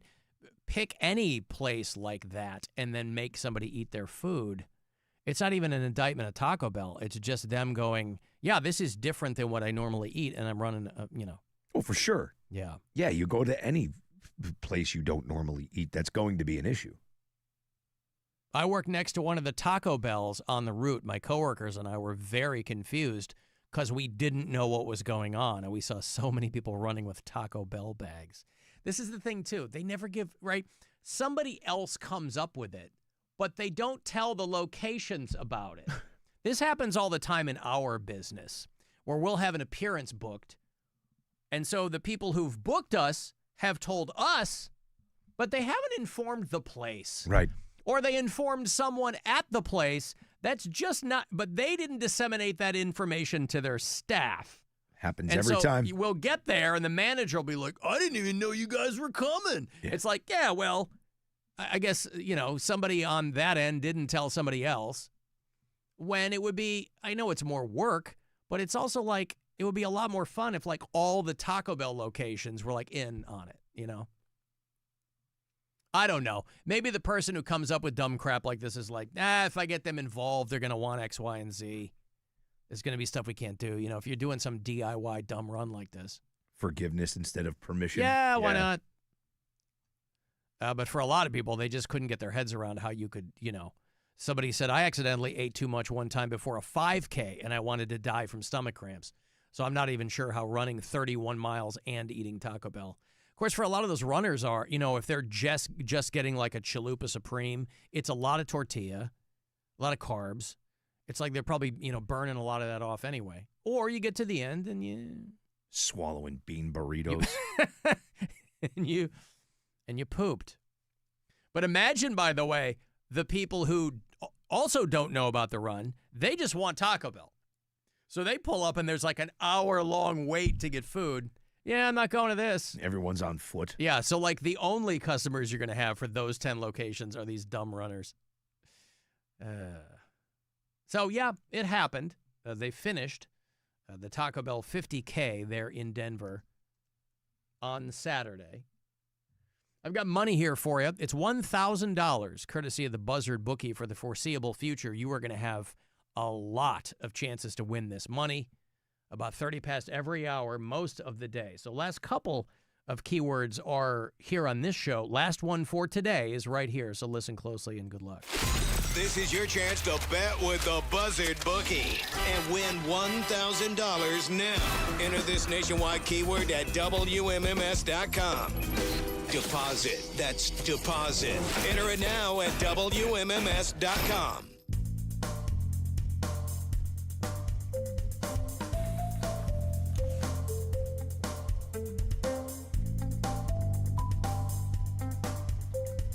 Digital women, digital play. I want a digital woman in a digital way. I wait for you to buffer. It never works. My hands were in my pants. One of our great fallen local artists, a young man named Matt Bond, who died about probably 8 years ago, last spring. Had a great band out of Akron called Meow Meow Kitty. And Digital Women, if this guy couldn't foresee the future, I don't know who could. But yes, downloading your women, and there's a Bitcoin on the nightstand. Oh, gone too soon. Matt Bond. Yeah. Get out of my house. But musically, man, shades of Chic and everything else you love. Some keyboards thrown in. I was thinking of Digital Women from Meow Meow Kitty when I was reading everybody flipping their wig over this AI actress who they say some talent agencies want to represent. I don't know how that works. But real life flesh and blood actresses must be like screaming their heads off because, you know, they had to take real actresses to make an AI composite. It's just taking huge data sets and forming things from that. And they gave her a name that sounds like it's supposed to be confusing. Tilly Norwood is this AI actress. And listen, there's only 1 or 2 boxes you want to check for actresses in Hollywood. Don't age, and don't complain about anything. And boy, when you know, she checks both of those boxes. One of the agents who was interested in this, and you know, people will throw their hands up and go, well, listen, this technology's here. We can't do anything about it. The story in the Hollywood Reporter is that talent agents were all circling to sign a fake person, right? Not the first of her kind, maybe for the actress in the Hollywood machine, but there are all kinds of, you know, there are AI influencers who are making tons of money because it turns out if you're preaching to a largely male audience, they don't care if she's real or not. And so there are one of the top influencers on social media is an AI-generated female. I think she's a pop singer or something like that, but not real, AI created. And Tilly Norwood is this AI actress. And the headline cracked me up. Studios quietly embrace AI technology. You can read that as, the sooner we can replace pesky humans, and this is true of any business. I think that actors and actresses and things like that, you know, AI came for the special effects side a while ago. And I think that people who are live humans in the creative space, present company included, you know, we've talked about radio companies that are rolling out AI air talent, okay? Which is most easily shoehorned on like a station where they're just telling you what song you heard. I rationalize it, Rob, by saying it would be really tough to replace us. Now, I know that's probably not true. They could probably do that with AI. AI has not gotten to the point yet where you're not going to have some uncanny valley, by the way. But an AI talent studio in California launched this AI actress, and they've named her Tilly Norwood. I guess that sounds like it would be a real person. I mean, the name was probably also generated by an algorithm. But she looks like 100 other actresses. She looks like she'd be perfect on Game of Thrones. She has kind of a vaguely European look to her, I guess. Now, do you think there was a talent agency actually interested, or was this them trying to bring up attention for it? Correct. I don't think that there was one talent agency. Well, Not one that would go on record. I guarantee you they all hit this woman up.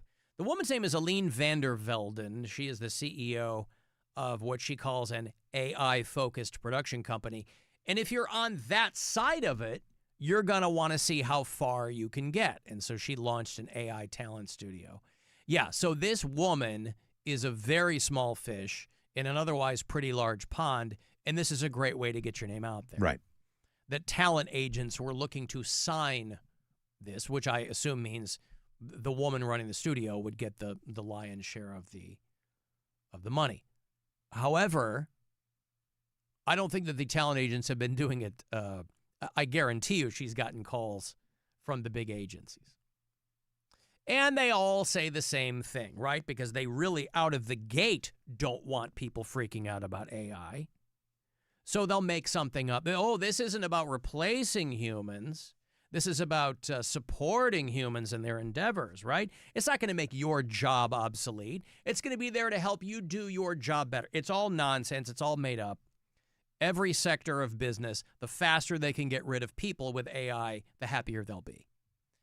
And so when they frame it in such a way, oh, it's like this woman's like, it's a piece of art. She sparks a conversation. Blah, blah, blah, blah.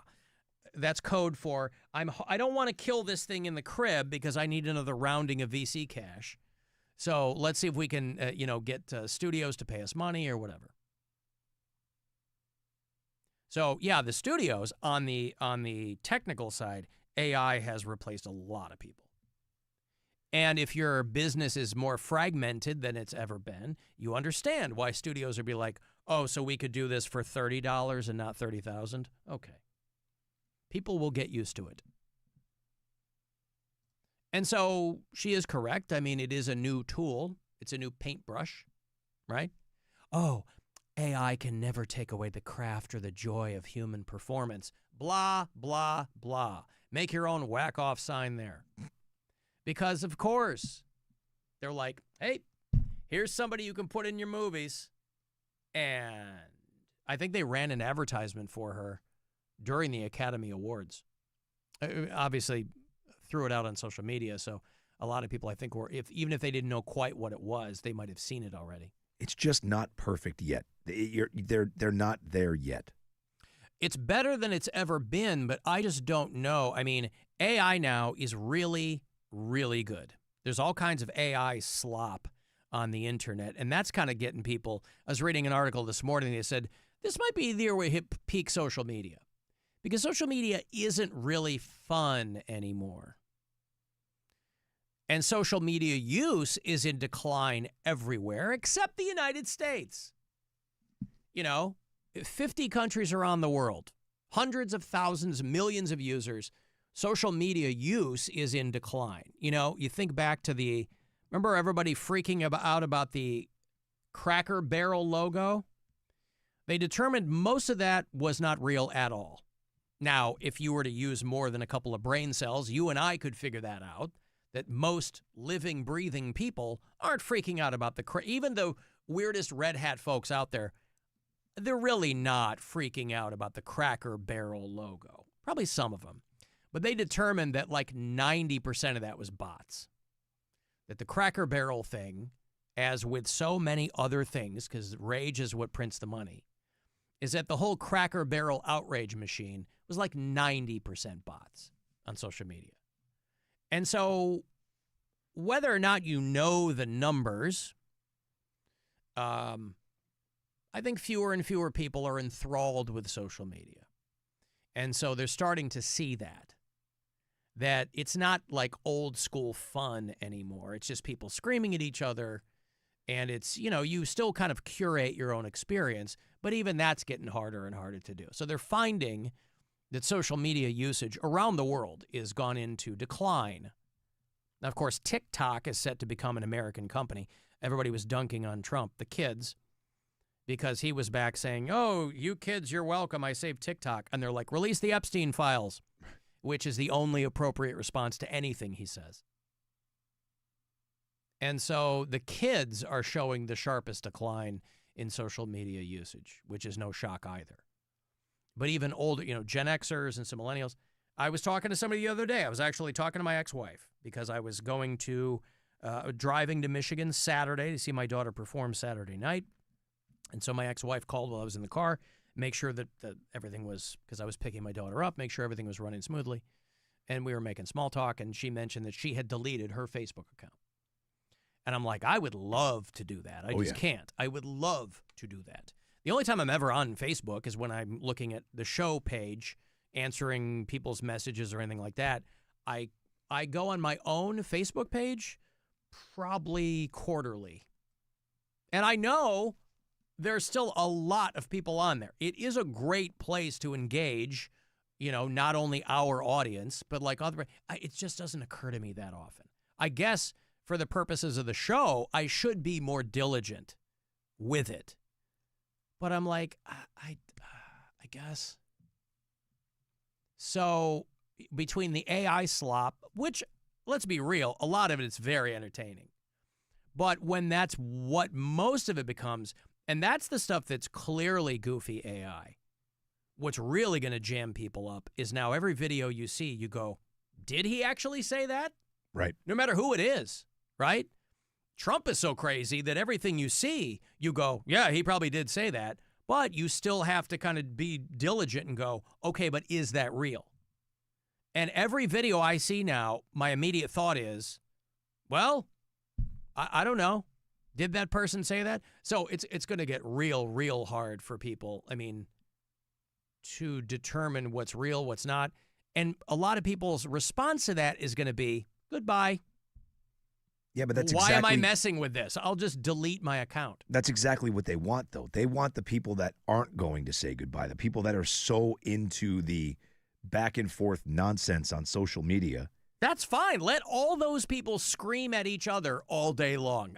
That's fine. No, if right. all the platforms just become those people cannibalizing each other, that don't befront me. Well, that's going to be a huge chunk of it, but you're also going to see a lot of, this is where the misinformation thing is about to get really bad.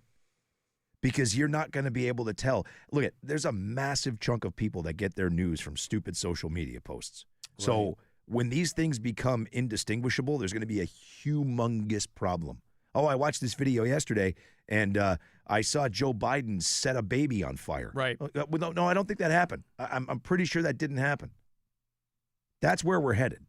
Well, not only that, but we are at a point where you can't change people's minds with facts. That's what I mean. So when you go, look, that's very clearly not this. No. I saw it. It's like a circular argument. I'm looking at it right now. It's on my computer. So the only place, apparently, in the world where social media isn't in free fall, it's declining, but not in free fall, is North America. Because Americans love to scream at each other. And the AI slop will increase apace with that. And they try to kind of cutesy it up, platforms that we all use, right? There's, Google AI and Meta and all these companies that are in bed, they either have their own AI departments or they work with companies like OpenAI or, So it's going to be unavoidable in a lot of ways. But my thought is still, as far as social media goes, that might be one place where you can, pull your chute and bail. And some people are starting to. For me, it's all Instagram Reels. I will spend an hour flipping through Reels just laughing at stupid brain rot videos. I can't help. That's the only time I ever use social media. That's what I'm doing. I guess so. Yeah. So, anyway, lots of fun. I got to take a break. 35192. I want to send a text. We'll be back. The Alan Cox Show on 100.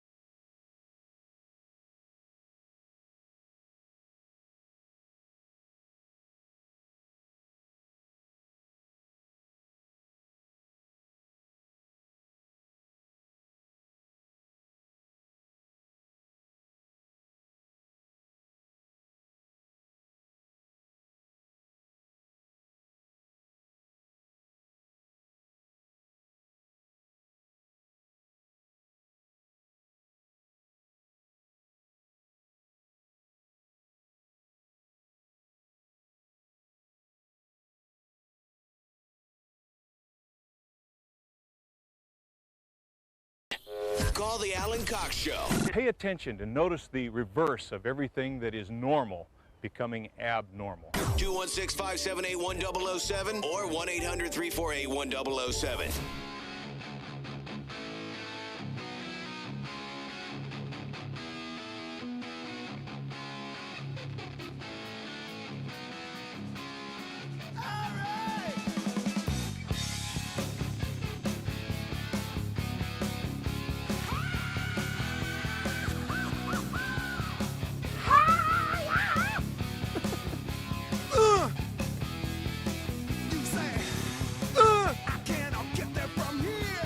Eddie Van Halen gone 5 years today. Dave, you're still mourning. Yes, I am. He's excited for the AI actresses to show up. Think about when everyone's using AI in their everyday regular life, right? Like, it's not just other people making AI slop. It's not people just putting out fake news or misinformation or disinformation. When you and I can put together a video of us as David Lee Roth, it's just us singing, right? You and I could be on stage with a take two. Ready? You and I could be on stage with a pleather-wrapped cashew. Oh, golly, Dave. Yeah, I know. Well, those videos just keep getting worse and worse, man. Him singing, Oh, yeah. my And then they have, like, God. the isolated audio from the board. Yeah. And even that, I wonder if that's real. Maybe. Maybe not. Yeah, maybe good point, not. I guess. I don't know. But, you know, I got to tell you, she's got a new movie coming out on Friday. And with all this mishigas about AI actresses, you know who I was reminded of that I love so much? Julia Roberts. It's so easy to forget about Julia Roberts because she's been around for so long and she's been so constant. And, you know, her movies aren't exactly like necessarily marquee movies anymore. The one she's got coming out on Friday is a bit more, not an independent film, but I mean, it's not like some blockbuster or something, you know, and Pretty Woman and Erin Brockovich and all that kind of stuff. You forget, I think she's a practicing Hindu. I think she and her husband are Hindu. They follow that religion. And they have a guru and all that kind of stuff. But I think Julia Roberts is lovely. When I was in college, she was shooting a movie on campus. It's called Flatliners. And they were shooting it around Chicago and part of it on the Northwestern campus. And it was her and, you know, whoever the hip kids were of the time. It was like Kiefer Sutherland and Kevin Bacon, I think, was in Flatliners. She was Tinkerbell and Hook back in the day. That's, of course, the biopic about the band Dr. Hook, who did Sexy Eyes that I played for you earlier. And, you know, I'm not a big rom-com guy. They usually don't get me where I want to be got. But she did a movie called Notting Hill. This is a 25-year-old movie. It's her. It's Hugh Grant in full 90s Hugh Grant mode, right? Floppy hair. You know, Hugh Grant is kind of having a late-stage renaissance now. He's a much darker figure in these films. And he's great. Still love Hugh Grant. He's dynamite in everything. But they did a movie called Notting Hill. And, Rob, I was enchanted. I don't mind telling you. Enchanted by Notting Hill. Julia Roberts playing kind of a version of herself. She's a very famous actress around the world. Hugh Grant, a regular guy, runs a bookstore. And they fall in love. It was the highest grossing British film of all time, 25 years ago. I don't know if it's still the case. But they got like a bunch of nominations, and I don't think anybody won anything. But, Rob, classic fish out of water story, massive hit, made like $500 million. Never seen it. You've never seen Notting Hill? That doesn't surprise me. Nope. I'm sure there's a lot of people who haven't seen it, or it's not really their thing. It's not normally my thing. I just remember seeing it in the theater probably with my wife. And I was just like, man, this movie is just so sweet. Loved it. But Julia Roberts is, I don't know why she crossed my mind. Maybe I saw an ad for or a write-up on this movie she's got coming out. But she is delightful. Seems like a nice person. I've never met her. I've never spoken to her. But, you know, I'm happy that she's still doing stuff. She was in those Ocean 11 movies. You know, she's tight with Clooney. And I think she won an Oscar for Erin Brockovich. That was a good movie. Erin Brockovich was great. The late Albert Finney, one of my favorite British actors in that film. But, yeah, Julia Roberts, good for her, still doing stuff. And she's like a little bit older than me, I think. Julia Roberts. She's not 60 yet, is she? Well, I bet you she's close. She's 57 years old. So she will turn 58 at the end of this month. Her new movie is called After the Hunt. And the director is that Luca Guadagnino, right? He's a hot director right now. He's the guy that did Call Me By Your Name. He did Challengers. He did, he and Chalamet. Yeah, Chalamet's his little muse or something. He did that Suspiria reboot. This guy's a hot director right now. And so he's got the new Julia Roberts film coming out on Friday. Is it theatrical release? Yes. Oh, yeah. I didn't know if it was a... I know, Netflix only. Yeah, no. In theaters. Now, I don't know locally who would be showing it, but it's called After the Hunt. And it's a story about a professor that is accused. I don't think it's Julia Roberts' character, but the story is about a professor who is accused of doing something of an unwanted nature. Andrew Garfield, Ayo Edebiri, who you know from The Bear and Big Mouth. Oh, is she the chef? She is. Okay. Yeah, she's Sydney. I like her a lot. And she's very funny. Yeah, she came from comedy and sketch, I think, and all that, but she ended up on The Bear, which is still being called a comedy, but okay. But Julia Roberts, lovely as ever. And, I mean, look at her. Look at Eric, her brother. Got those Roberts genes, right? He's a good-looking dude. Eric Roberts. We talk about the lottery a lot in this show because there's always a lottery going on. But across the pond, one guy won the lottery, and he is another one of those cautionary tales.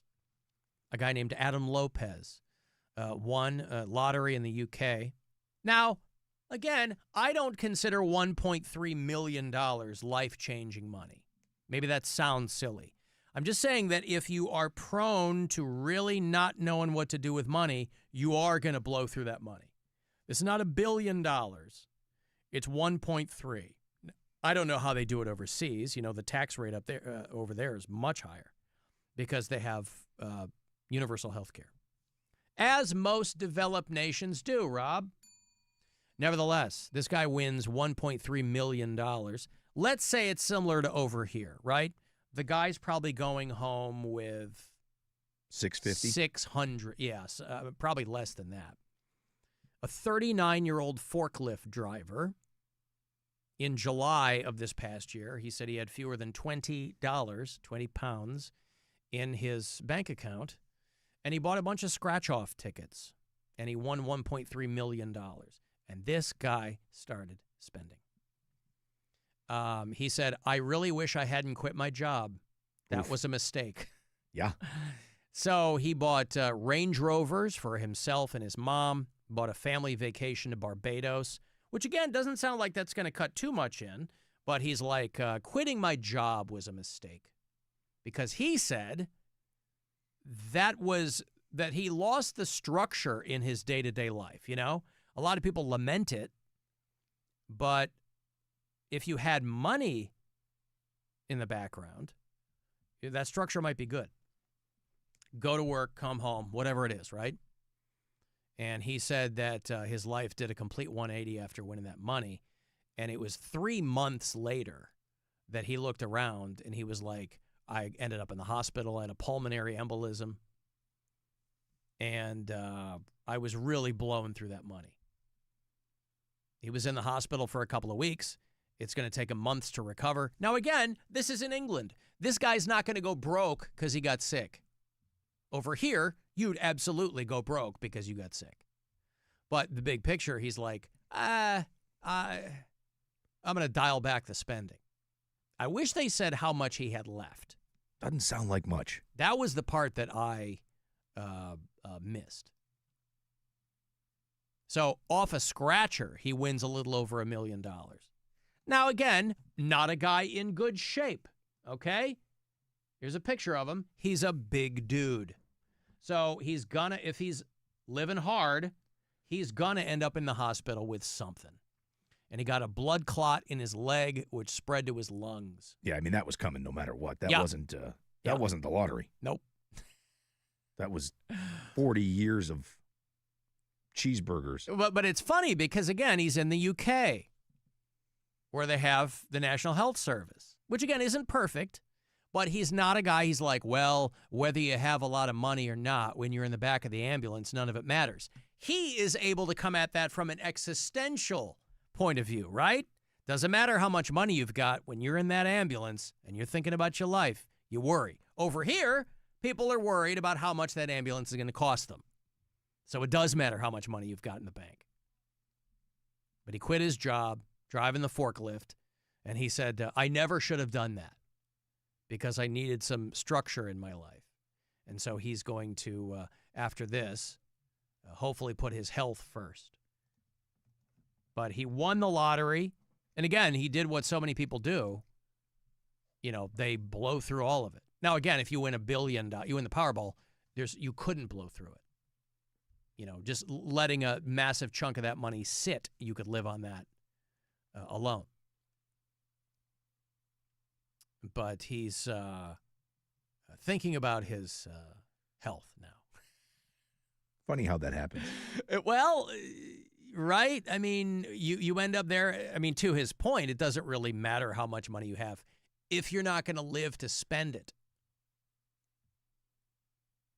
And so, you know, I had my road trip this weekend to Michigan and back. Slight detour in Bowling Green. But on the rest stop, you know, I stopped to get gas. They always have those machines that will sell you scratchers. And I always think, oh, I should buy one of those. There's no downside to it. But then I'm like, and then what? I'm not going to win $1 million on a scratcher. This guy did, but he's in the UK. But see, the concerning part about the story really is that he had $20 to his name and spent it on scratch tickets. You know what I mean? Like, that's the real... That's the last-ditch effort, right? This is the guy who's like, I'm going to win. And for him, it worked out. Doesn't work out for a lot of people. Most. Yeah. I spent my last $20. You know, like a feel-good story is when they go, I came over, my grandparents came over from Italy. They didn't have a penny in their pocket. And I'm like, is that hyperbole? Why, if you're going to go to another country, why wouldn't you put a penny in your pocket? Just one? Yeah, just put a nickel in your pocket. Yeah, he didn't have anything. His pockets were empty. Why? Why would you go to another country with empty pockets? One package of saltine crackers. We were met on the road by gypsies. I don't think you can say that anymore. That's what they were. They were filthy gypsies. Grandpa, you can't, please, don't, that's not. But, you know, they came over with nothing. Why did you do that? You had something. But who knows?